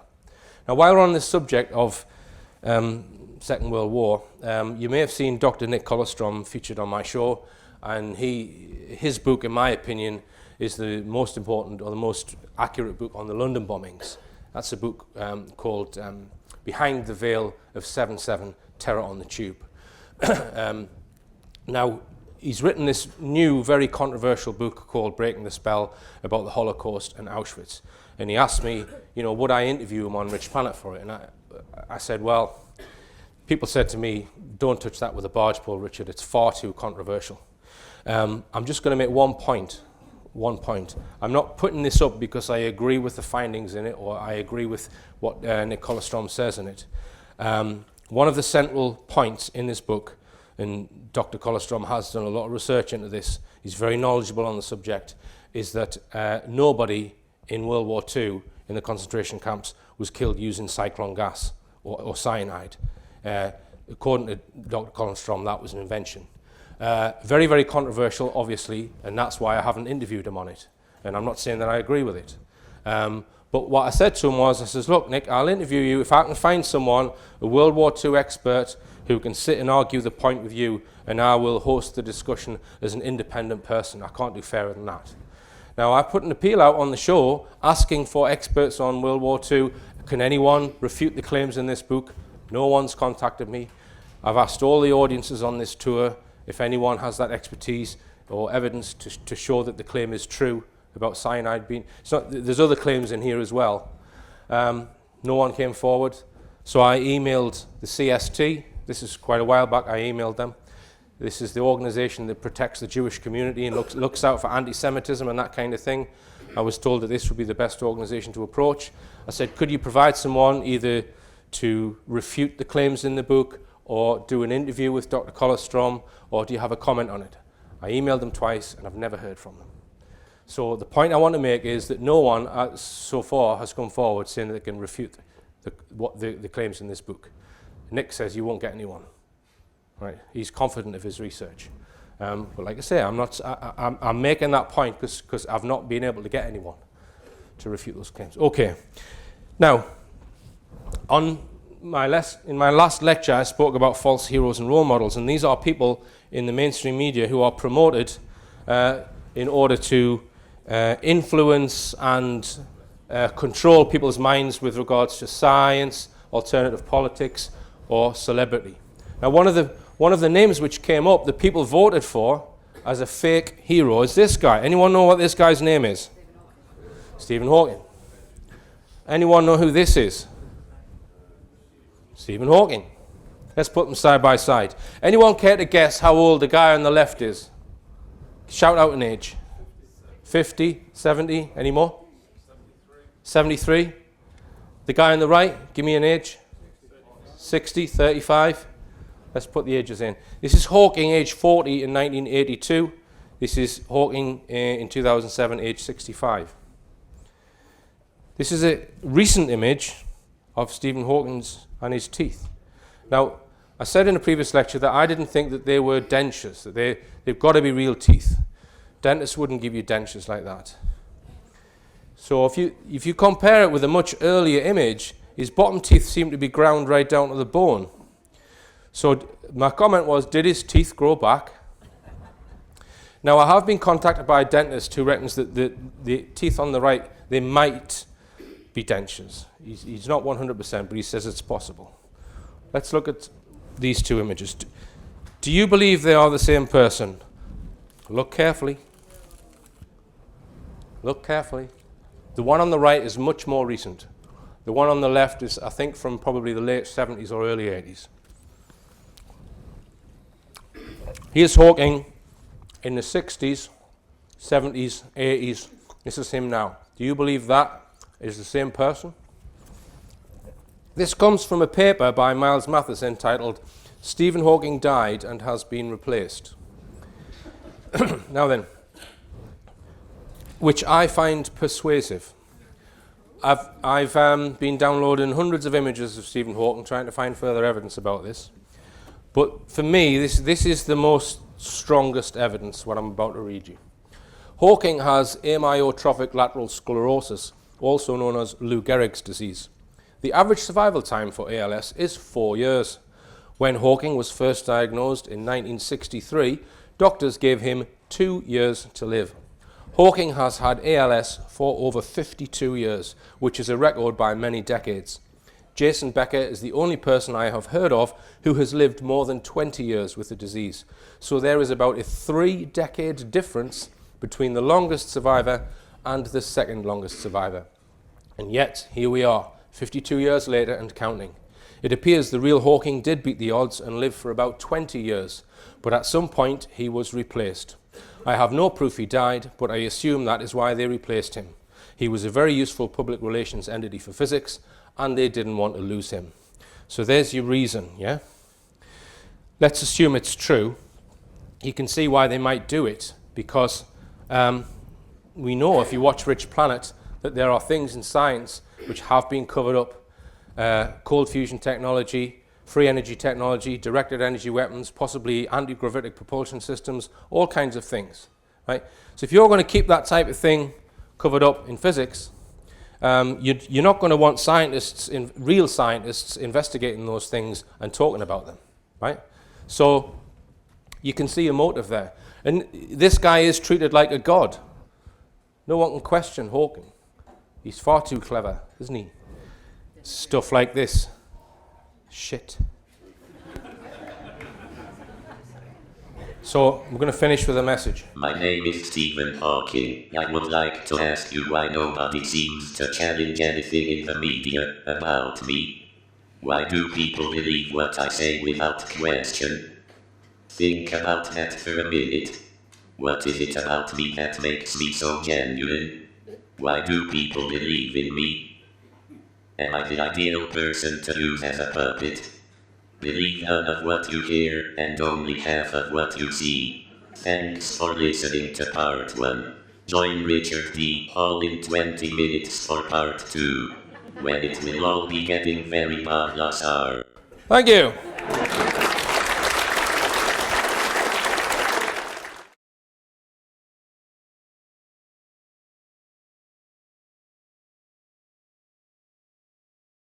Yeah, I didn't actually say that I believe the Hawking story. I find it persuasive. There's a difference. I'm still looking into it, but I can understand a motive if it was done. Okay, all ready to go? Yeah. Part 2, which is only an hour. It's a bit shorter than part 1. We'll have a Q&A, or people can say whatever they want to say. Right, here are the guests that I had on my last series of Richplanet. I hope I don't get accused of having an all-white male cast. One of the guests was Gary McKinnon, the computer hacker who accessed NASA computer systems, the Pentagon, and the US Navy. Now, something happened after this program aired on TV that's never happened before on Richplanet. It was picked up by mainstream media, and it was picked up in quite a serious fashion. So the Daily Express and the Metro newspaper, on their websites, they posted links to this interview, and because of that, it's got now approaching 500,000 views, this interview. And they wrote articles which were pretty serious about this issue. Now, I found that interesting because they've never done that with any of the other stuff on Richplanet. They must be aware of it. Why not? Why aren't they showing videos of Dr. Judy Wood? Why aren't they showing the Madeleine McCann stuff? Why aren't they showing Wilson Blackett? Why aren't they showing the 7/7 stuff? So there's research which is far more important, in my opinion, than this. And this is what they choose to put on a platform and get 500,000 views. So what is going on? I don't think it's just plucked at random. Somebody emailed me and said, I'm not quite sure I buy that McKinnon story because I think the NSA, the National Security Agency, deliberately made those computer systems lax to let someone in so they could pick someone out and make an example of them. I'm not sure I believe that, but what I do believe is that they're using this story for an ulterior motive. We keep hearing about how ISIS are going to use email or the internet to take control of the national grid or power stations and cause mayhem using computer hacking, right? And I think possibly Gary McKinnon in the actual interview said for the first time there was this international story placing the dangers of computer hacking into the public consciousness. We have to remember at that time, that was long before Anonymous and all that. That was the growth of hacking, big time, starting in the UK anyway. And it was the first time there was a sort of global awareness that this could be a problem. People like this could be a problem. Mm-hmm. And so I think that there may have been the idea that, well, if we get this one guy and do a great big show trial and make sure everyone knows about it. And I think that's possibly what this is about. This is why this has been promoted, that the next fabricated terror events could be computer hacking related, and they need to plant these suggestions in people's minds prior to it happening. All right, now, as many of you know, I have a TV program and I often have problems getting this kind of material onto television. Almost everything in part one I would not be able to put on the TV show. But I do try. So here, this is an email from the TV company saying that I just made an off-the-cuff comment that I'd made a film about Madeleine McCann. They said, no, we want you to take that out. Here's a comment from the TV company. Episode 6 has recorded phone call conversations. I think we've been down this road before. Can you provide evidence that they give you permission to record, please? So these were phone calls that I'd secretly recorded when I was talking to the police and the farmers' union. And those phone calls were intended to expose incompetence, which in my opinion they did. Therefore, they're in the public interest because the police work for you and me, supposedly. But I wasn't allowed to put those phone calls in my TV program. So I said to them, well, look, the phone calls they're in the public interest. Channel 4 and BBC do this all the time, secretly record people and expose it on the TV program. So the TV company came back and said, well, Channel 4 and the BBC have a few more lawyers than we do, so it's up to them if they want to break the law. Not under our license, I'm afraid. So I had to edit out those phone calls. So this just shows you how difficult they're making it for me to get stuff on television. Here's a comment from episode 5. My colleague has just viewed your revised edit of episode 5, and I'm disappointed to discover you're still trying to push the boundaries and jeopardize us facing possible complaint. I'm unhappy with your comment against the BBC presenters of The One Show. Did you really need to make that remark to create people with heads full of shit? So,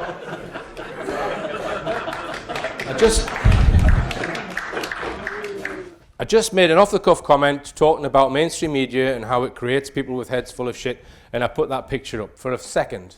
And that was a real no-no. Just think of the insults that fly around on programs like Have I Got News for You? I'm not allowed to do it. It's just satire. So they went on. This could be seen as a personal attack. we have a lot of traffic.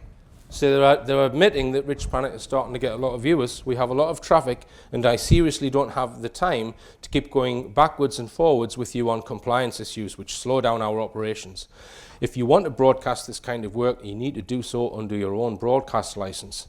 So the chief executive was copied in on that email, so he decided to watch it, and he pipes up, if the BBC or any of the presenters of the One Show was to start a fairness and privacy complaint, it would land us with the worst possible form of Ofcom investigation, even more so with the BBC potentially involved. We'd be faced with a massive diversion of resources in handling an investigation, which we just can't spare. On top of that, Ofcom have become very litigious of late and almost always picks on smaller channels where they can have easy wins, dumping their in-house lawyers onto the case. So he then went on to say, right, Richard, we're not going to take any more of your programs now unless you buy your own license, which is going to cost me $2,500 in the first year, followed by $1,000 a year on top of that. So they're making it more and more difficult. Hooray, it's Tim Peake. Have you bought your Union Jacks? Get them out. Come on. It's Tim Peake. He's on the International Space Station. Red Dragons? Come on. Wave those Union Jacks. Here's Tim Peake's message to the Queen.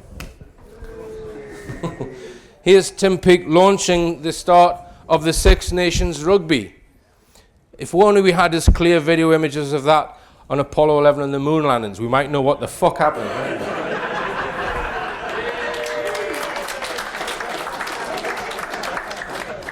Yes, Tim Peake's on the International Space Station. Next week, Tim Peake is going to be reading the news, followed by Celebrity MasterChef with Tim Peake, and Dancing on Shite on the International Space Station with Tim Peake grinning like a Cheshire Cat. Do you think people who watching the start of the Six Nations want to see him? I don't think they do. So what's all this about? It's propaganda, in my opinion. It was on front page of every newspaper. Some people might call it PR, I call it propaganda. We can hazard a guess as to what that propaganda is for. It might be, as I would suggest, that the name of NASA has took quite a lot of, well, how should we put it?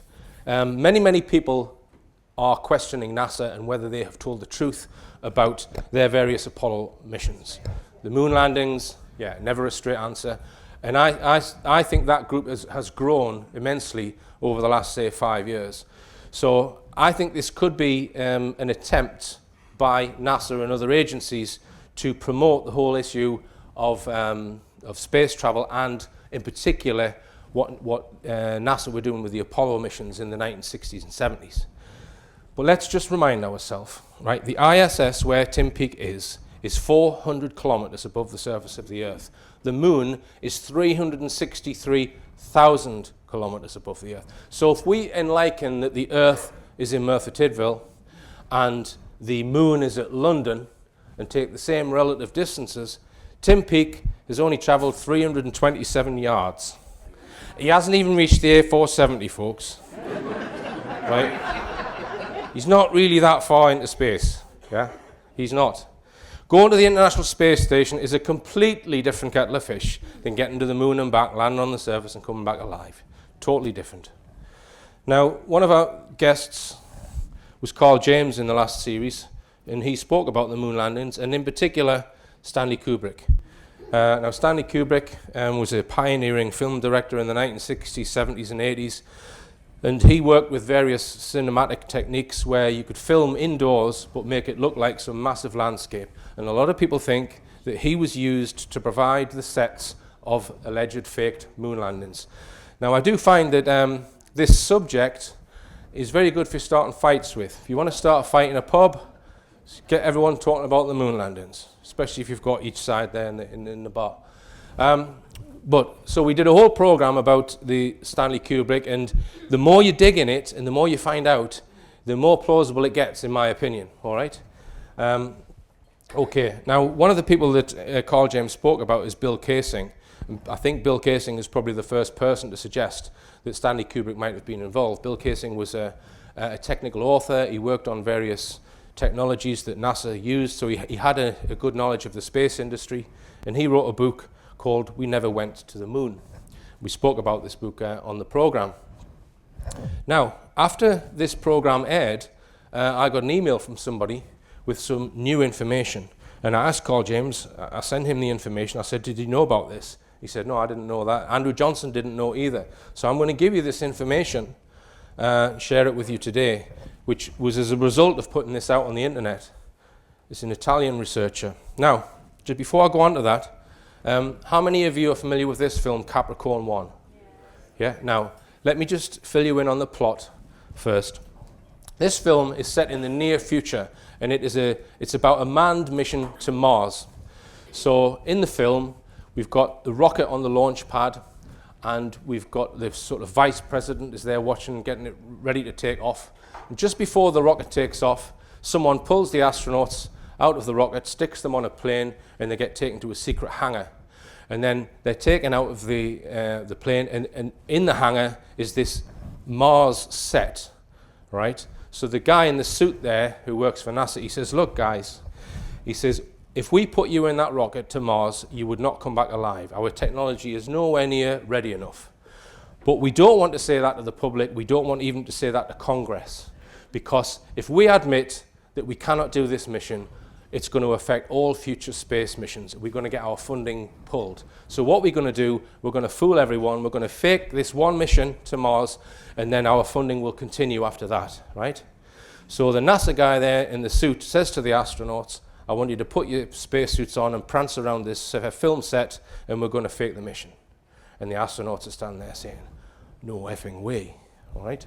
So the NASA guy turns to them and says, right, well, if you don't, we're going to kill your families, right? That's the plot of a Hollywood film called Capricorn 1. So this is a film which is suggesting that an agency of the US government would threaten its own employees by getting their families murdered, okay? Now that is extremely unusual for Hollywood. Normally, films about space or films which feature military hardware are always pro-US. US always come out like whiter than white. So this is extremely unusual to say that an American agency would actually fake a mission to Mars. So what's going on here? And I think I've found the answer to this, because I was contacted by researcher Albino Gallipini, this Italian guy, and he is writing an autobiography of Bill Kaysing, the guy who first suggested that Kubrick faked the moon landings.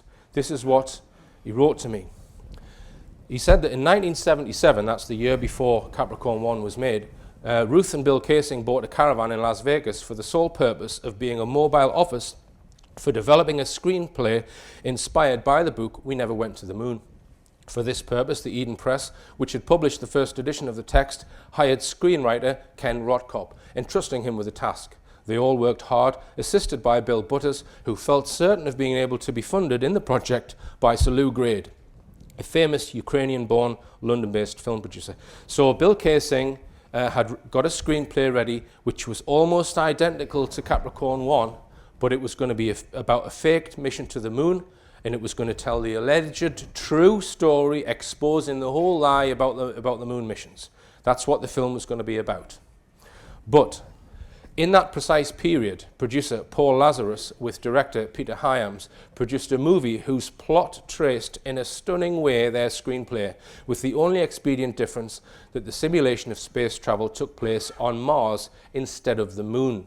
Hyams' film was titled Capricorn 1. So Bill Kaysing found out about this, and he decided to sue the people who made Capricorn 1 because they'd stolen his script and made one key difference, that it was a fake mission to Mars. And by making that one key difference, they're fictionalizing the whole film, turning it from a factual film into a fictional film. So the writer filed a lawsuit against Universal Films and Peter Hyams unsuccessfully at a court in Beverly Hills for copyright infringement. According to the thesis proposed by his lawyer, the script was largely borrowed from the book on the lunar plot, and identified 16 elements in the film that violated copyright. A private investigator hired by the legal office in support of the suit made a shocking discovery. In Washington, someone in connection with the script had falsified the date of filing for copyright in the office in charge. The lawyer, impressed by the fact, gave the mandate, saying, Bill, I have a wife and 2 boys. I do not want to clash with people so powerful as to be able to alter the filing date at a patent office. Right?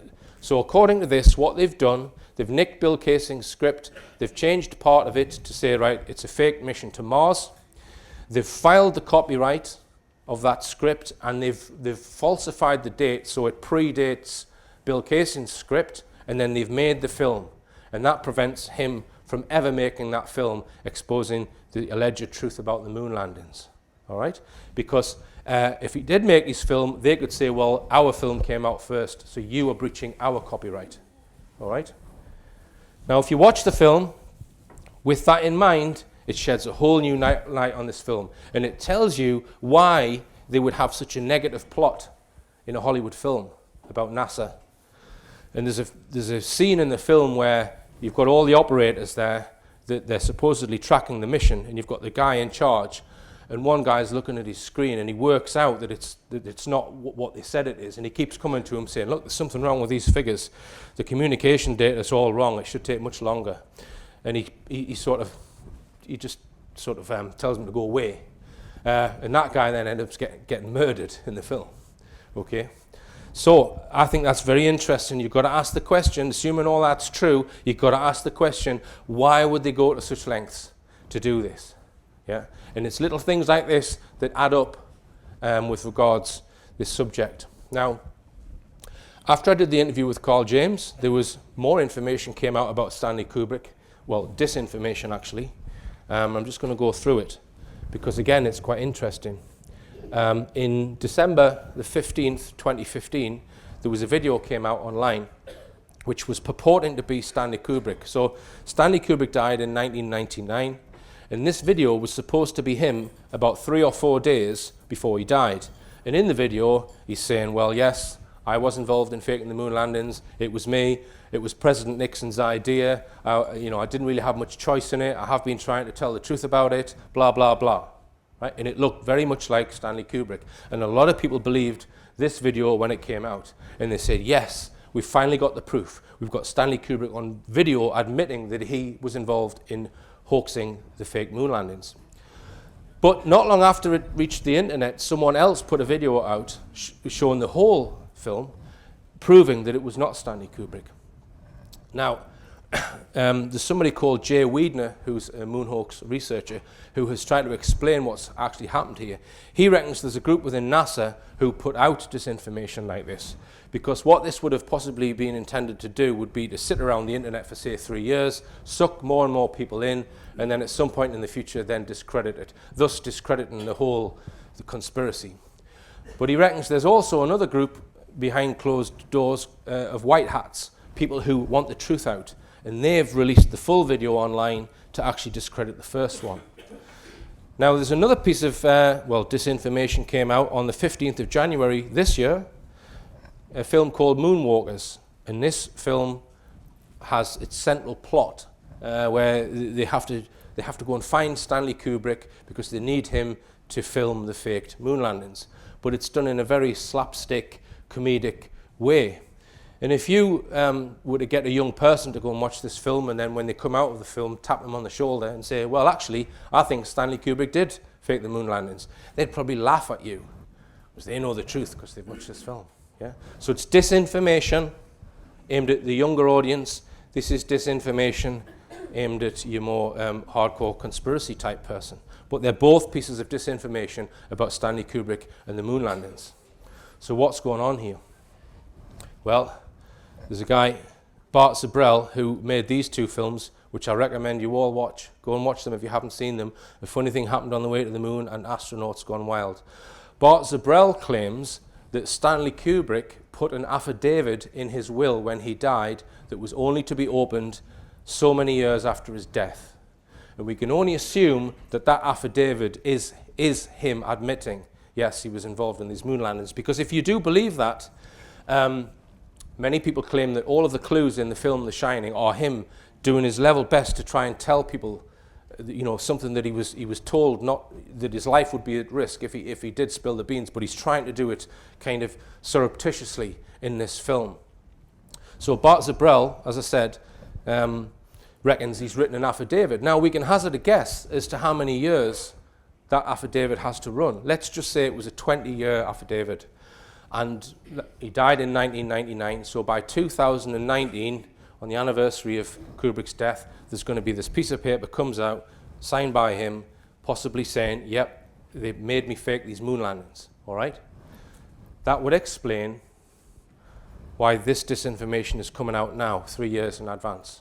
They're possibly quite worried about that affidavit. This is according to Bart Zabrell. And for me, the film on the right is my favourite, where Bart Zabrell, he approaches many of the Apollo astronauts, and some of the consequences are hilarious.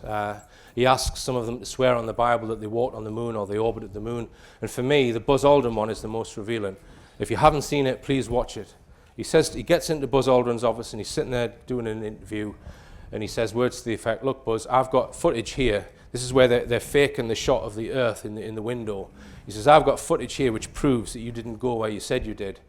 And Buzz Aldrin's body language is all wrong if they did go. Right? He starts getting really defensive. He says, oh, well, we were just passengers on a flight. That's what he says. We were just passengers on a flight. You need to speak to NASA. So in other words, he's trying to pass the blame off onto someone else. Would you say that if you really did go to the moon? And then at the end of the interview, he starts threatening him that he's going to sue him and all of this. The one with Neil Armstrong is revealing as well. Neil Armstrong, in my opinion, his body language is all wrong if what he said he did was true. And the Apollo 11 press conference, Google that. It's an hour and 15 minutes long where the Apollo astronauts are sitting there and their body language is all over the place. But that's the evidence that I like to look at, body language. I know a lot of people look at photographs, and we've done at least 3 hours of this moon stuff on Richplanet. Okay, now if NASA are faking or have faked some of their Apollo missions, then what about their missions that they're carrying out now? Unmanned missions to Mars, which brings us on to the Mars Lemming, which I'll need to go back a few steps in order to explain. So over the last 30 years or so, NASA have been sending unmanned rovers to the surface of Mars. And according to NASA, there's still 2 which are functioning on the surface. The one on the right there is Curiosity rover, allegedly landed in 2012, and the one on the left, Opportunity rover, 10 years previous, and it's still going on 2 batteries, not much bigger than laptop batteries. Now, this is Devon Island, which is the largest unpopulated island in the world, where some of these rovers have been tested. It's in an extremely remote location, right up there in the Canadian Arctic. You'd be hard pushed to get there. You can't get a flight there. No one lives there. So the question is, why the hell have they chosen such a remote, inhospitable place to test these rovers? Me, as an engineer, it's the last place I would choose to do testing. But it just so happens that the landscapes look very like the photographs they send back from Mars. Now, I liaised with a guy called Douglas Gibson a little while ago, and he was sending me images taken from some of these Mars missions, where he's saying, well, that looks like it's taken from Earth. This one's a walrus arm bone. This shows a vertebra. This is a piece of wood, blah, blah, blah. So I put them all in this document, along with some other evidence, like quotes from press conferences, from NASA engineers and that kind of thing, which I thought exposed the fact that they didn't know anything about these missions. So this document is a hypothesis entitled "The Opportunity and Curiosity Mars rovers are situated on Earth." Now, when I put this out, it was clearly quite a sensitive piece of work, because I was contacted by 2 independent scientists, and both of them went through every word of my document, trying to explain all of the anomalies that I pointed out, as giving reasons as to why, no, these photographs have all been taken on Mars. Now, some of those explanations I have accepted, and I need to take them out of this document, right? But they have not managed to explain all of the anomalies, and they need to in order to debunk this hypothesis. So one of the tasks that I've got for myself in the few months approaching is to update this document and take out all of the stuff that they've managed to explain away, and the new hypothesis is going to be a very strong hypothesis, in my opinion. Now, one of the images which is going to remain in the hypothesis, I've just mentioned it there. I've labelled it the Mars Lemming, but as you'll see in a minute, that might not be the right name.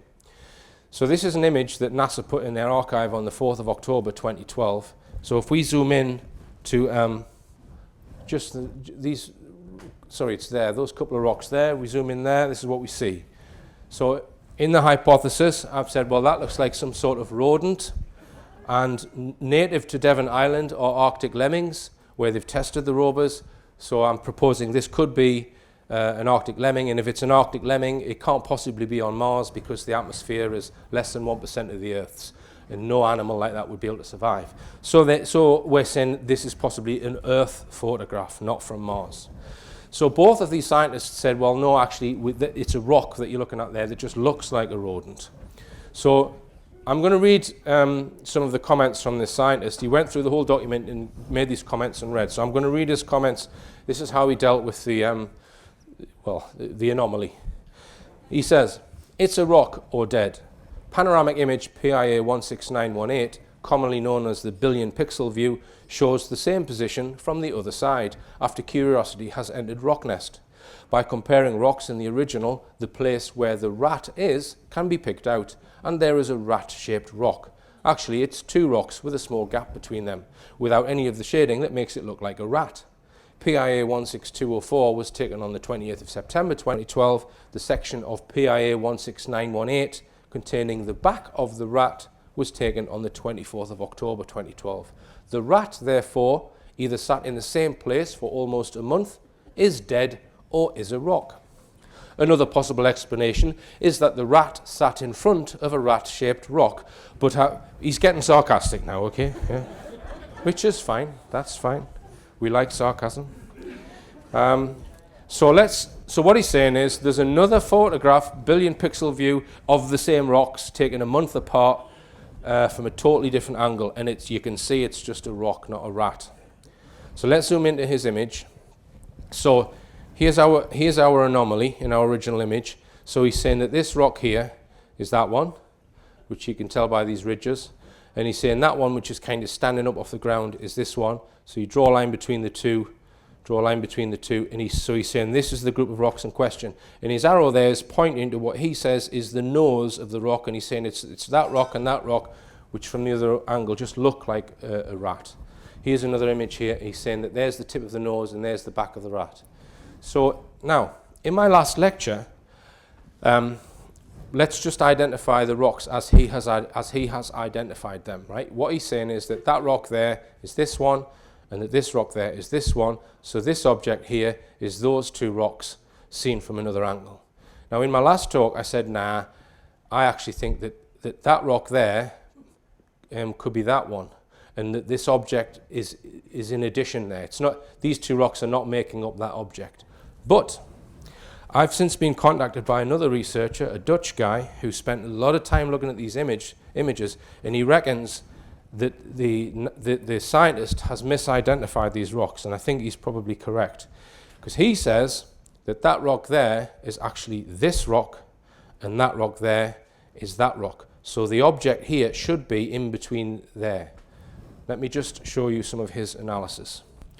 Right, so he spent a lot of time on this, and he's identified a whole load of the rocks. Now, if you've sat and had 4 pints tonight, you're going to struggle with this. Right, so I will be uploading it. You can download it and study it. But the important rocks are rocks 1, 2, 3. So you've got rock I. So you've got 1, 2, 3, and I. So you've got C, rock there. There's 2 rocks there, rock D, blah, blah. So let's zoom in. So what he now does, the 3 important rocks 1, 2, and 3, so we've got 1, 2, and 3, he starts examining the topology from 2 different angles. So he's looking at this part of the rock there, and he's saying, well, he thinks that it's that shape. So he's identifying this one as rock number 1. He then goes on to rock number 2, and he's saying, well, this has got a flat portion here and here, and he's saying that aligns up with this in rock 2. Rock 3, he points out various aspects of it. So he's circled in purple there, the back, and he's comparing it with that. He's saying that the back of this rock, marked in red, is that one there, which is behind the rodent's backside. He says that there's sand stacked up against this front rock, which you can't see from that angle. So he concludes that this object here is not in between those two rocks. So let's just zoom in on it. Let's put the colour right, because NASA always, they take the real colours out of their images and they make them all red. There we go. So if you don't think that that object, whatever it is there, this is smoke and gun evidence that Curiosity rover is sending images from the Earth, not from Mars. And of course, if this image is from the Earth, that one has to be, doesn't it? Because it's the same rocks. Now, the Dutch guy, and I'm going to publish all of this at some point, he has started calculating the sizes of these rocks, because in one of the images there's tyre tracks from Curiosity rover, and we know how big the tyres are, or the tread marks, and he started identifying size, and he reckons that this is too big, it's too long to be an Arctic lemming.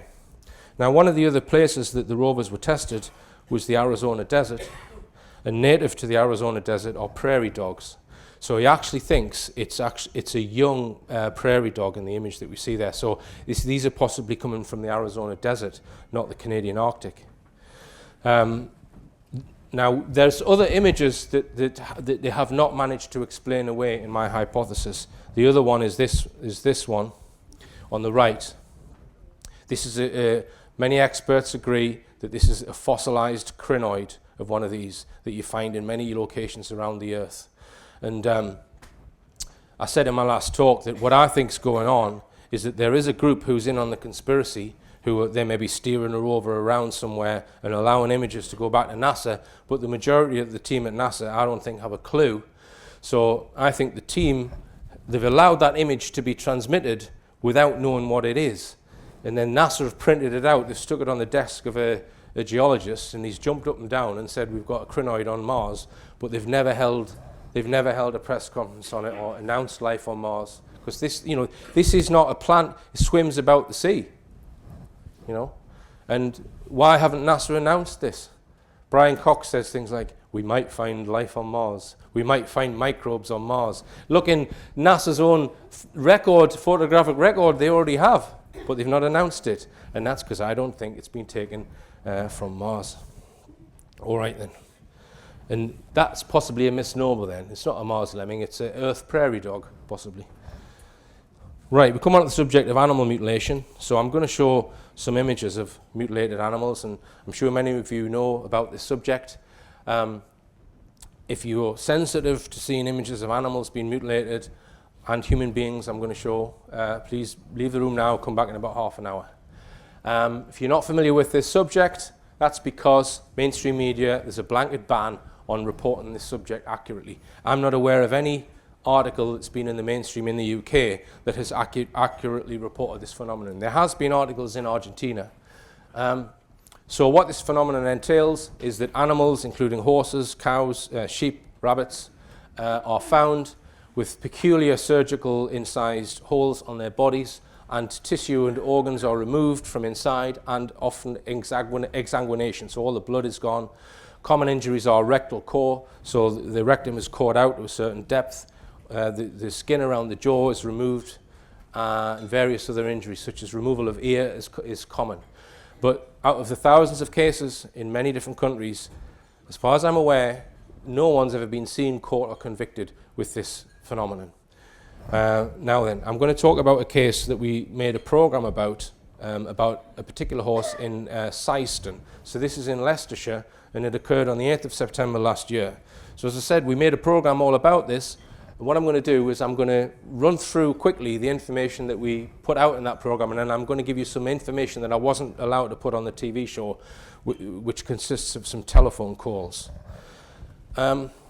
So this horse was found one morning, a perfectly healthy 2-year-old horse. The horse was semi-wild, so it was actually difficult to catch. Completely healthy, and it was found with these injuries on it. Now, I contacted the horse owner, Claire Watts, who owns up to 70 horses, and her horses are used in TV dramas like Poldark. She's worked with horses all her life, She's actually a spinal therapist of horses and other animals. So she told me that she's familiar with having postmortems done on her horses. She's had it done a few times before, and on every occasion she normally gets the postmortem report, which tells the owner what's happened to the animal, why it's died and all the injuries. She normally gets the report the same day, and she was fully expecting to get a copy of that report the same day when she found the horse mutilated. So David Caton and I told her, we said, look, you know, in these specific cases where you have these injuries, you might find that they don't give you the report.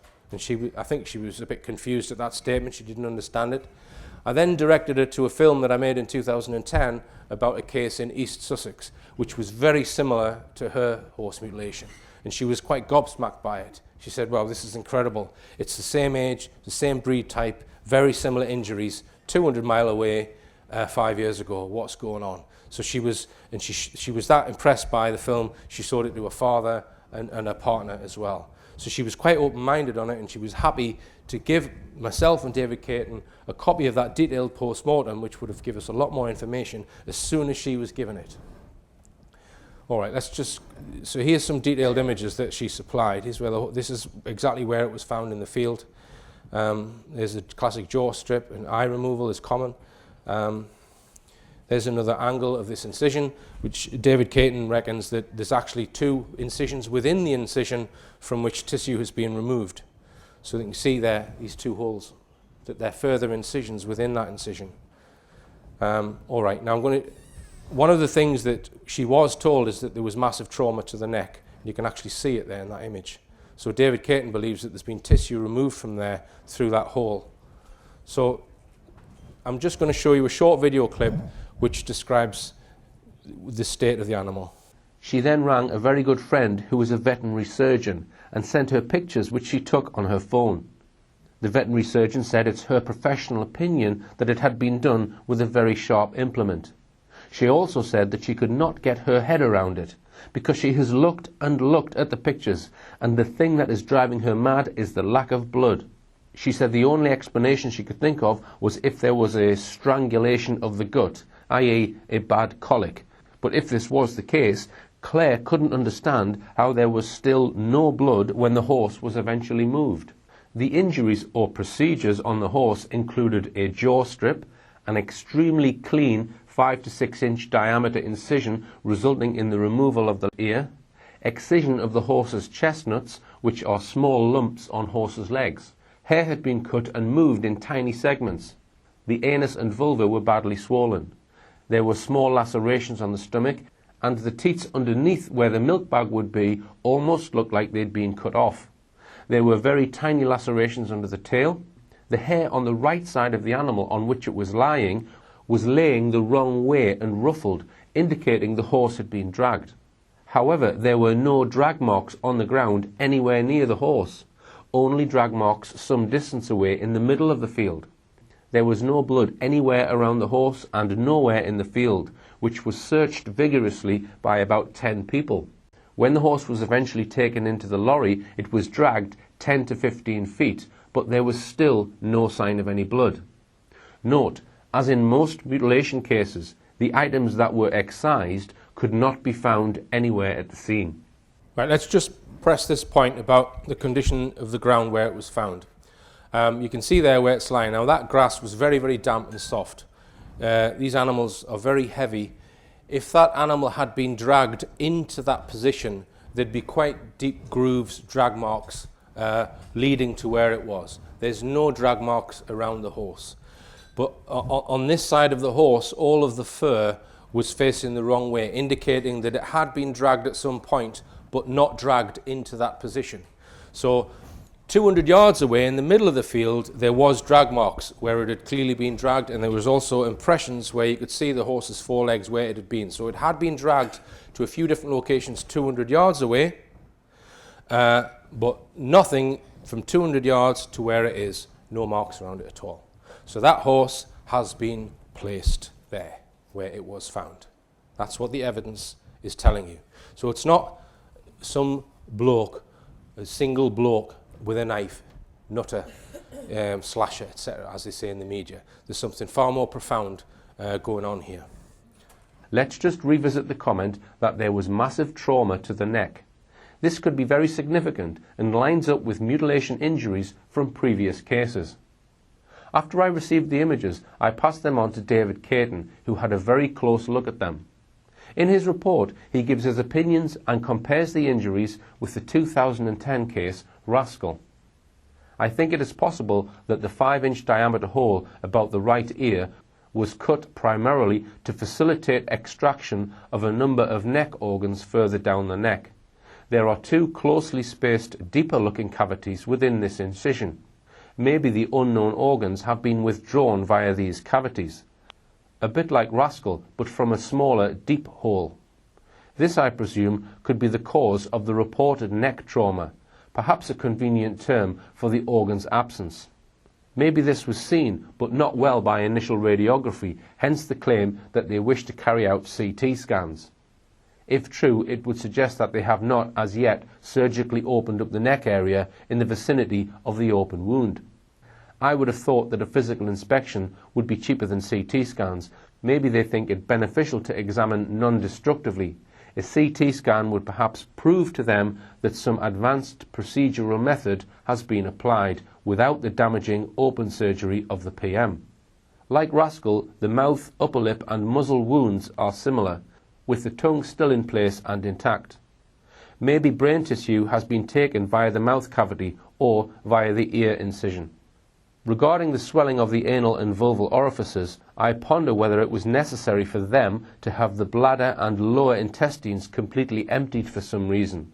This might account for the discovery of patches of wet cowpat-type excreta and some solid lumps of darker coloured feces in the local proximity. Removal of an eye, sometimes both, is another mystery. Virtually total loss of blood volume is a very common modus operandi feature. Some blood pooling is, like Rascal, evident. Some organs will retain a small amount of blood even though the majority has been exsanguinated. I am aware of teat or the tips of teats having been excised on cows in other cases, but this on a female horse is a first for me. Have seen bits of hair cut neatly and cleanly before, but again, why is the big question. Just like the Rascal case, other horses in the field or nearby were very spooked. I agree totally with Claire's assessment that Honey had been dragged along her left side. Right, I'm just going to go through the obfuscation because what this illustrates is a cover-up or suppression of this information. The horse was found on the 7th of September. We know that it went for a post-mortem on the 8th of September because we spoke to the college. The post-mortem report was given to RSPCA inspector called Andy Bostock, and we do believe that that contained a CT scan in that report. On the 9th of September, the horse owner expected to get the report and asks for a copy, but they started fobbing her off. The vet spoke to the RSPCA and police, and the vet started to try to tell her that it was just predation, so it was just a fox that had done this. On the 10th of September, there was a media story, a headline in the mainstream media, saying that a guy had been arrested, 28-year-old man arrested in connection with this, but he was soon released without any involvement in it at all. But they got their headline, and I suspect that's why they arrested someone, just so they could generate that headline to put doubt into people's minds. So the owner wasn't even informed of that arrest. She read about someone being arrested for possibly doing this to her horse in the media. So she was livid and asked to speak to the chief constable. So she spoke to the RSPCA officer, who then told her that the horse had acute pancreatitis, which we believe is untrue. The RSPCA then told her that they can't give her the report until next week because they're waiting for a CT scan. We believe the CT scan had actually already been done on the 8th of September. Now, the reason why we know that is because David Caton and I telephoned the college. We found out the name of the pathologist who did the post-mortem, and we managed to speak to her in person. So this is David Caton just asking when the report was done and who it was given to. The female voice you hear here is the pathologist who carried out the post-mortem and the CT scans. Has he forwarded a copy to Claire Watts, the horse owner? I would assume he did, because this is usually how we work. So the vet provides us with the animal and we give the vet the report, and obviously the owner gets to see the report. Usually the vet is of course sharing the results with the owner, but in this case I suppose that Claire got all this already. So the pathologist assumes that the owner had been given that report, even though she hadn't been given it. This is usually how we, so I don't know if either you would ask her directly. I would expect that she already got all the findings as well. Yes. Well, the date of the post-mortem you sent out, when was that? What date? This was on the 8th of September. The same day?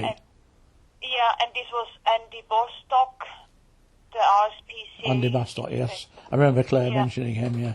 Did you carry out a CT scan? She thought you were doing a CT. Yeah, this is it. This was done, so I can give you the direct number of Andy Bostock. This is probably the easiest then we see, yes, because he already got the report, and I'm sure he probably shared it already with the owner as well. He hadn't shared it with the owner, and I did try to ring him. The number didn't work. So I rang the RSPCA, asked for him by name. They said, oh, they can't give out numbers of RSPCA officers, so I've not spoken to him. So I got a phone call from Claire on the 19th of September. She told me that another horse had been found mutilated a few miles from where her horse was. So I asked her, have you had the post-mortem from Honey, the first horse? No, she still hadn't been given it. Anyway, David Caton and I filmed this second horse mutilation case. It didn't have as many of the same modus operandi features as the first one, so we're not really 100% sure about this second horse case. But she still had not been given a copy of the post-mortem report. And this time, the RSPCA guy was telling her that they were waiting for toxicity reports, which I believe is another lie.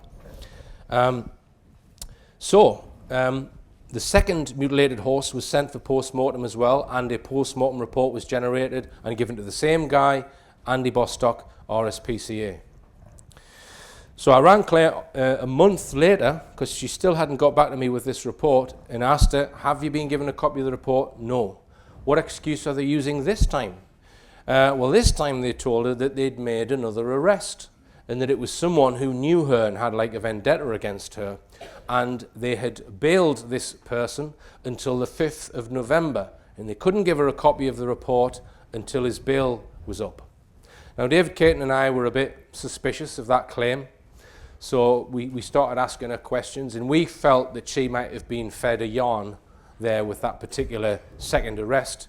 So I decided to ring Leicestershire Police and ask them about this supposed second arrest, because the first arrest, there was a media headline about it, and they put a press release on the police website, right? So they should have updated that same press release to say they had a second suspect. So I rang the police to ask them. Leicestershire Police, Paul speaking, can I help? Hello there, I'm just ringing in connection with a press release on the Leicestershire Police website. Oh, right. It was updated on the 10th of September 2015, and it's about a fatal horse attack in Syston. Yes, I know which one you mean. Okay, it says in the press release, a 28-year-old man was arrested in connection with the incident and subsequently released with no further action.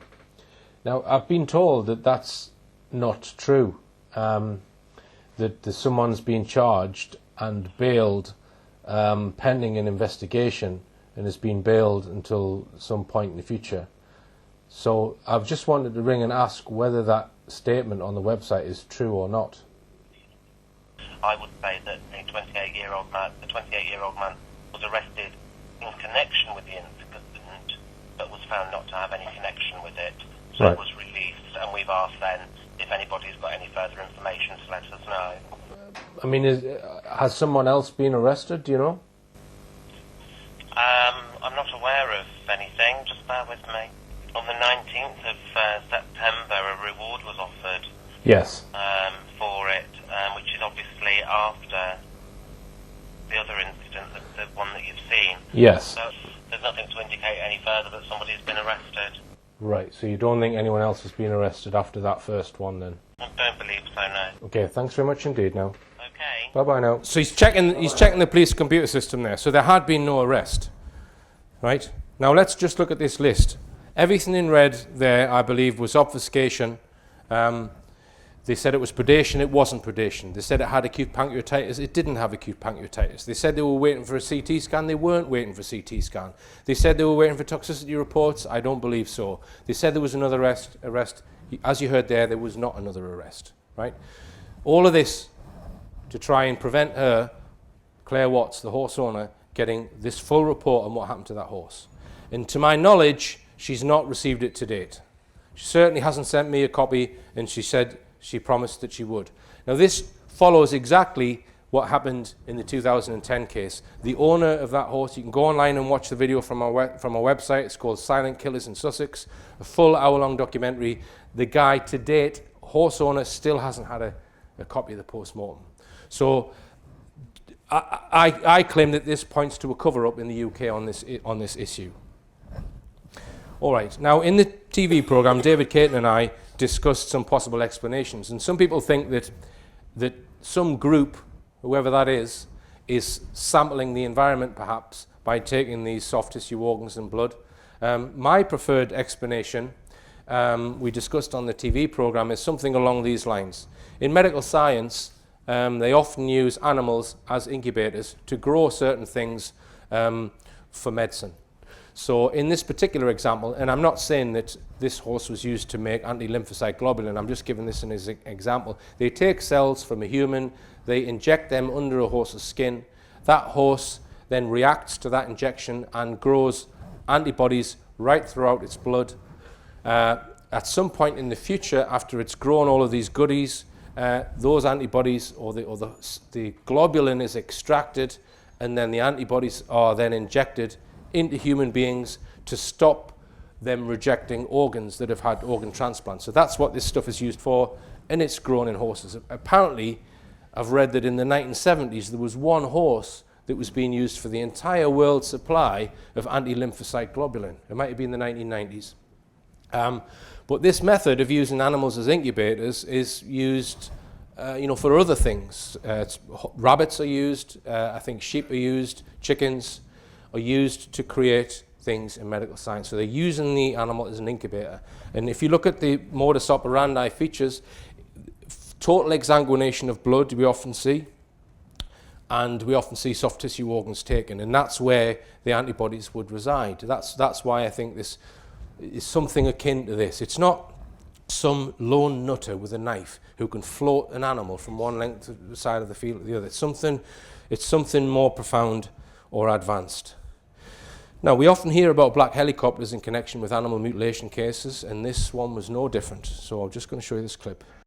Another interesting point in all this is that Claire witnessed and filmed black helicopters hovering over the fields 2 to 3 weeks before the mutilations happened. For a couple of weeks before the incident happened, we noticed, there was a few people actually that noticed there was black helicopters flying above these fields in this area, and they were kind of hovering. It was generally around 1-2 o'clock in an afternoon, and various people had obviously mentioned it. The helicopters have never been seen since. All right, now somebody sent me this book recently called Bloodless Cuts, which is one guy's research into US cases of animal mutilation between 1978 and 1992. There are dozens and dozens of cases in here. There's a whole section on black helicopters. And the conclusion is, there's no conclusion. No one really knows who these black helicopters belong to. Some people claim they're not black helicopters, all right, which sounds a bit odd. So we can guess as to what's going on here. Some people would say, oh, well, it's the black helicopters that's done it. They were there 2 weeks prior, and they've come along 2 weeks later. They've lifted the horse up into the helicopters. They've done the surgical procedures, and then they've put the horse. I am open to that suggestion. Some people think that the black helicopters are sent out or vectored towards a craft that's been seen on radar, and the craft that's been seen on radar is what's doing the mutilation. Now, it's interesting that the black helicopters were witnessed 2 weeks before, because if you think about what I've said about injecting an animal with something and then harvesting it a number of weeks later after the antibodies have had time to multiply, right? That would line up with perhaps the black helicopters or whatever craft the black helicopters were chasing was injecting the horse at that time. And then a few weeks later it's then mutilated, perhaps. I'm hypothesizing. But as I said before, no one's ever been seen, caught or convicted where we get this type of modus operandi of small holes, that I'm aware of at least. All right, now I'm going to run through some uninvestigated cases, because I've just investigated in detail this one case, and there's been several others over the last year reported in our media. Now, for every case in the media, I suspect there are others which are not appearing in the media. So this is a news article from January this year, 15th of January. Horrific attack in Sunderland sees 5-year-old horse's neck slashed. And we often see this in the mainstream media, words like neck slashed, when you then go and investigate the cases and you find the neck hasn't been slashed, it's been surgically incised with a circular hole. Here's a good example of that. This is from January the 4th this year. Horse found mutilated, could be work of cult. I'm not aware of any direct evidence that any cult is involved in any of this. And again, mutilated, perhaps surgically incised should be the word, because I managed to find a post from the owner of this horse on Facebook, and this is what the owner said.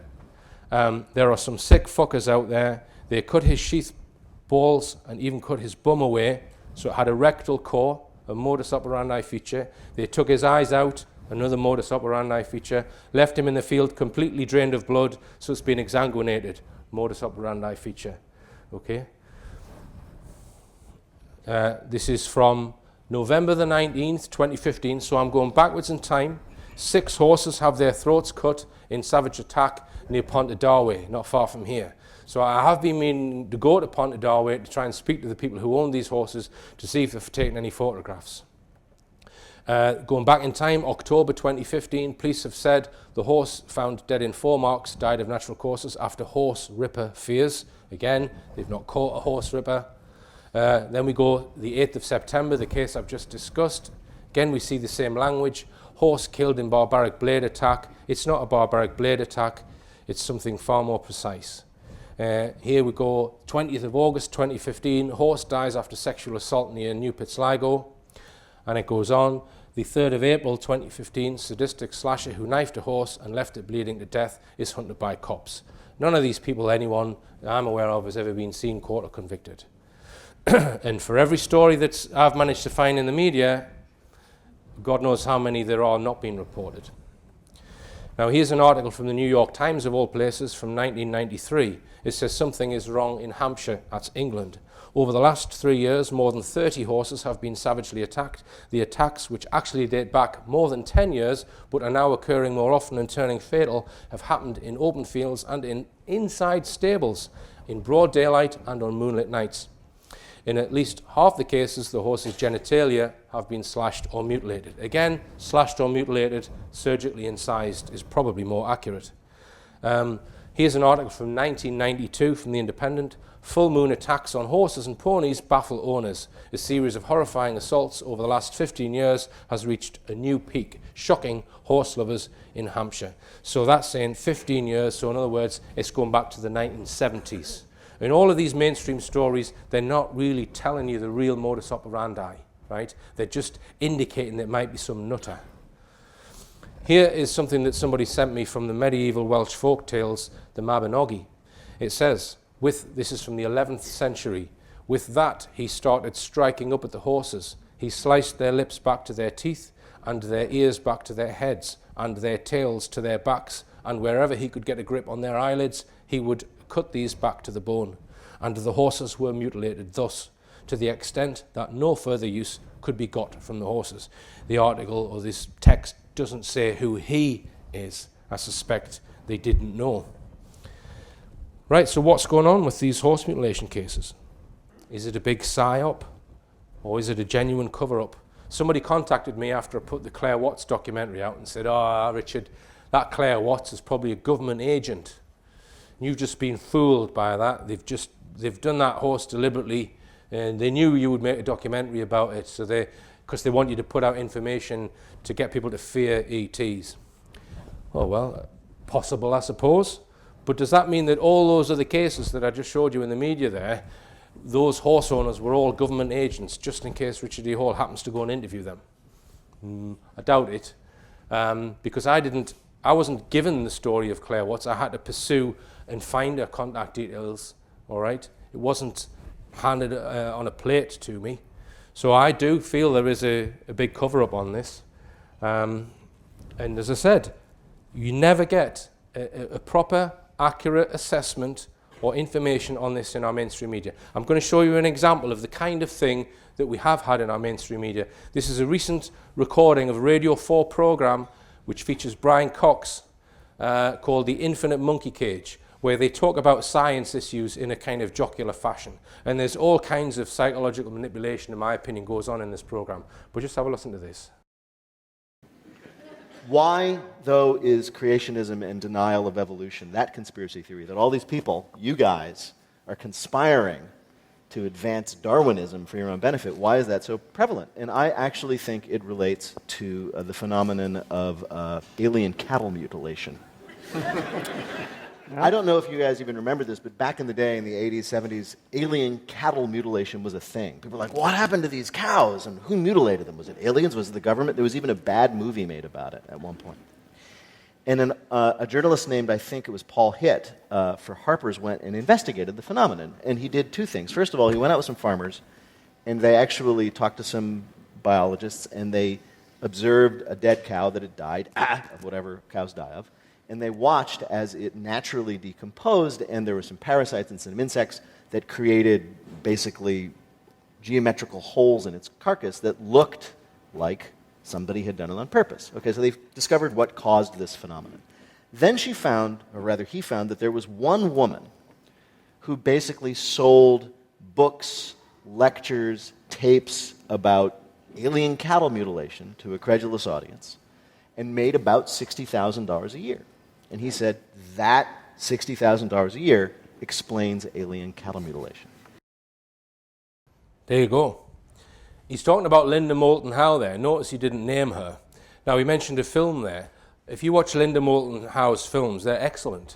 In one of them, she interviews a pathologist who's got a mutilated cow, and he's trying to explain to the viewer that it's impossible for all of the blood of a cow to be taken without some sort of external means, because the cardiovascular system collapses before all of the blood is pumped out, and you always have blood left in the body.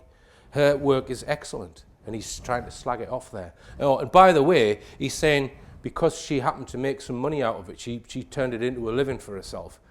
Therefore, that means she must be lying about it. Yeah? So just forget everything that you've heard from me this evening, right? Because you paid 12 quid to get in here. I can't possibly be telling you the truth, can I? Because you paid money. What an arsehole. Where do they get them from? Okay. Now, one thing that I possibly disagree with Linda Moulton Howe on is whether this phenomenon has occurred to human beings.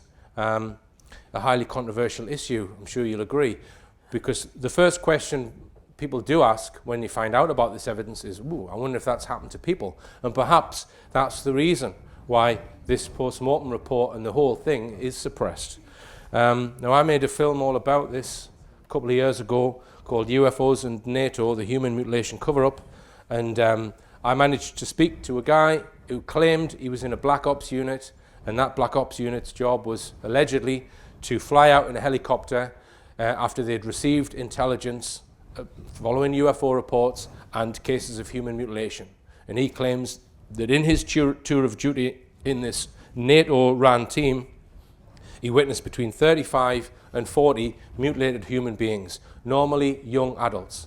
And the picture that you see there is a reconstruction of a case which allegedly happened on the Brecon Beacons, a young man and a young woman aged between the ages of 16 and 21. All right. Now, I do believe that there are photographs that certain people have seen with regards to this case, and this film follows my quest to try and get hold of those photographs, but I'm certain that those photographs do exist. Okay. Now then. This is, now, yeah, I'm going to show some images of mutilated human beings. Sorry about that. So if you want to leave the room and not see them, please leave the room now or look away. Okay.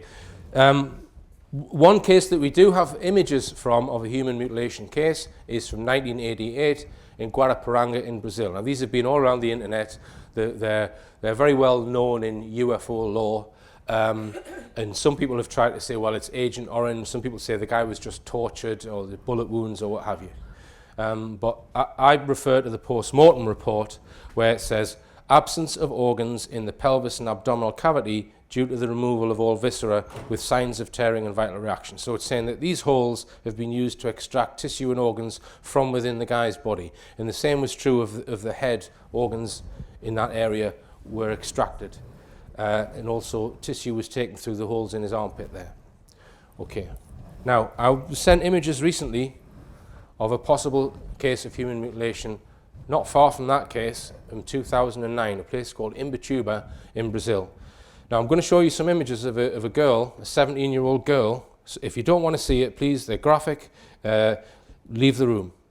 But the reason why I'm showing you these is because, to me, it looks similar to the modus operandi found on animal mutilation cases. And I'm not making a judgment as to who or what is causing this. I'm saying that, I'm asking the question, do these injuries look like the same modus operandi as animal mutilation cases? So this occurred on the 23rd of June 2009. A body was found in Imbituba in the state of Santa Catarina on wasteland on the banks of the BR-101. It's in the southeast corner of Brazil. So there it is. And the Guaraparanga case, not that far away in the southeast corner of Brazil. Okay, this is an aerial shot of Imbituba near where the body was found. This is her, 17-year-old Lysandra Hartz Benedict. This is her family here, holding up a photograph of her. And just one thing to point out, the Black Ops guy told me that it's always young adults that he said was found mutilated, and that it does seem to line up with animal mutilation cases. It's healthy young adults that are generally the victims. Now they did arrest this guy, 37-year-old male, and they put him on trial, but there was no evidence against him. I think he'd been romantically involved with her in some way, or there was some connection with him to this girl, and it was the only person that could think of that might have been involved, but there was a lack of evidence to convict him. I don't think there was any evidence that he'd been there. So it's a completely unsolved murder, that's what I'm trying to say. All right, so I'm going to show you these images. This is the body was, this is the body covered. All right. So see, it appears that there's a jaw strip, which is what we find in animal mutilation, and eye removal, animal mutilation, tissue removed from inside the head, and look at the smoothness of this incision here. We've got the ear missing again. We've got an incision in the armpit area there, which possibly could have been used to take tissue from the inside. And if we go to this next view, well, I'm just comparing the incision in the arm there with the Guaraparanga case, and there.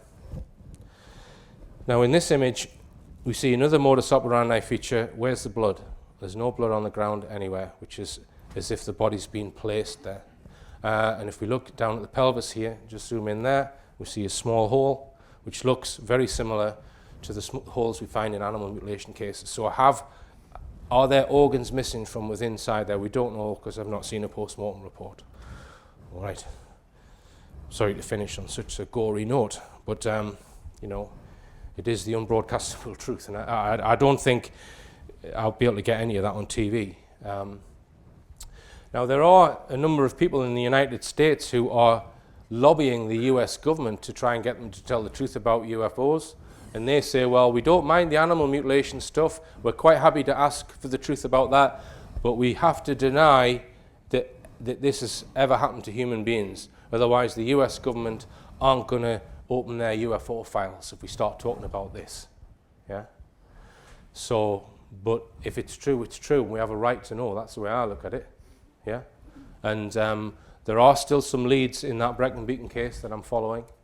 And I suspect that information in Brazil is easier to get hold of, because I think their media is a little bit different, and in Argentina.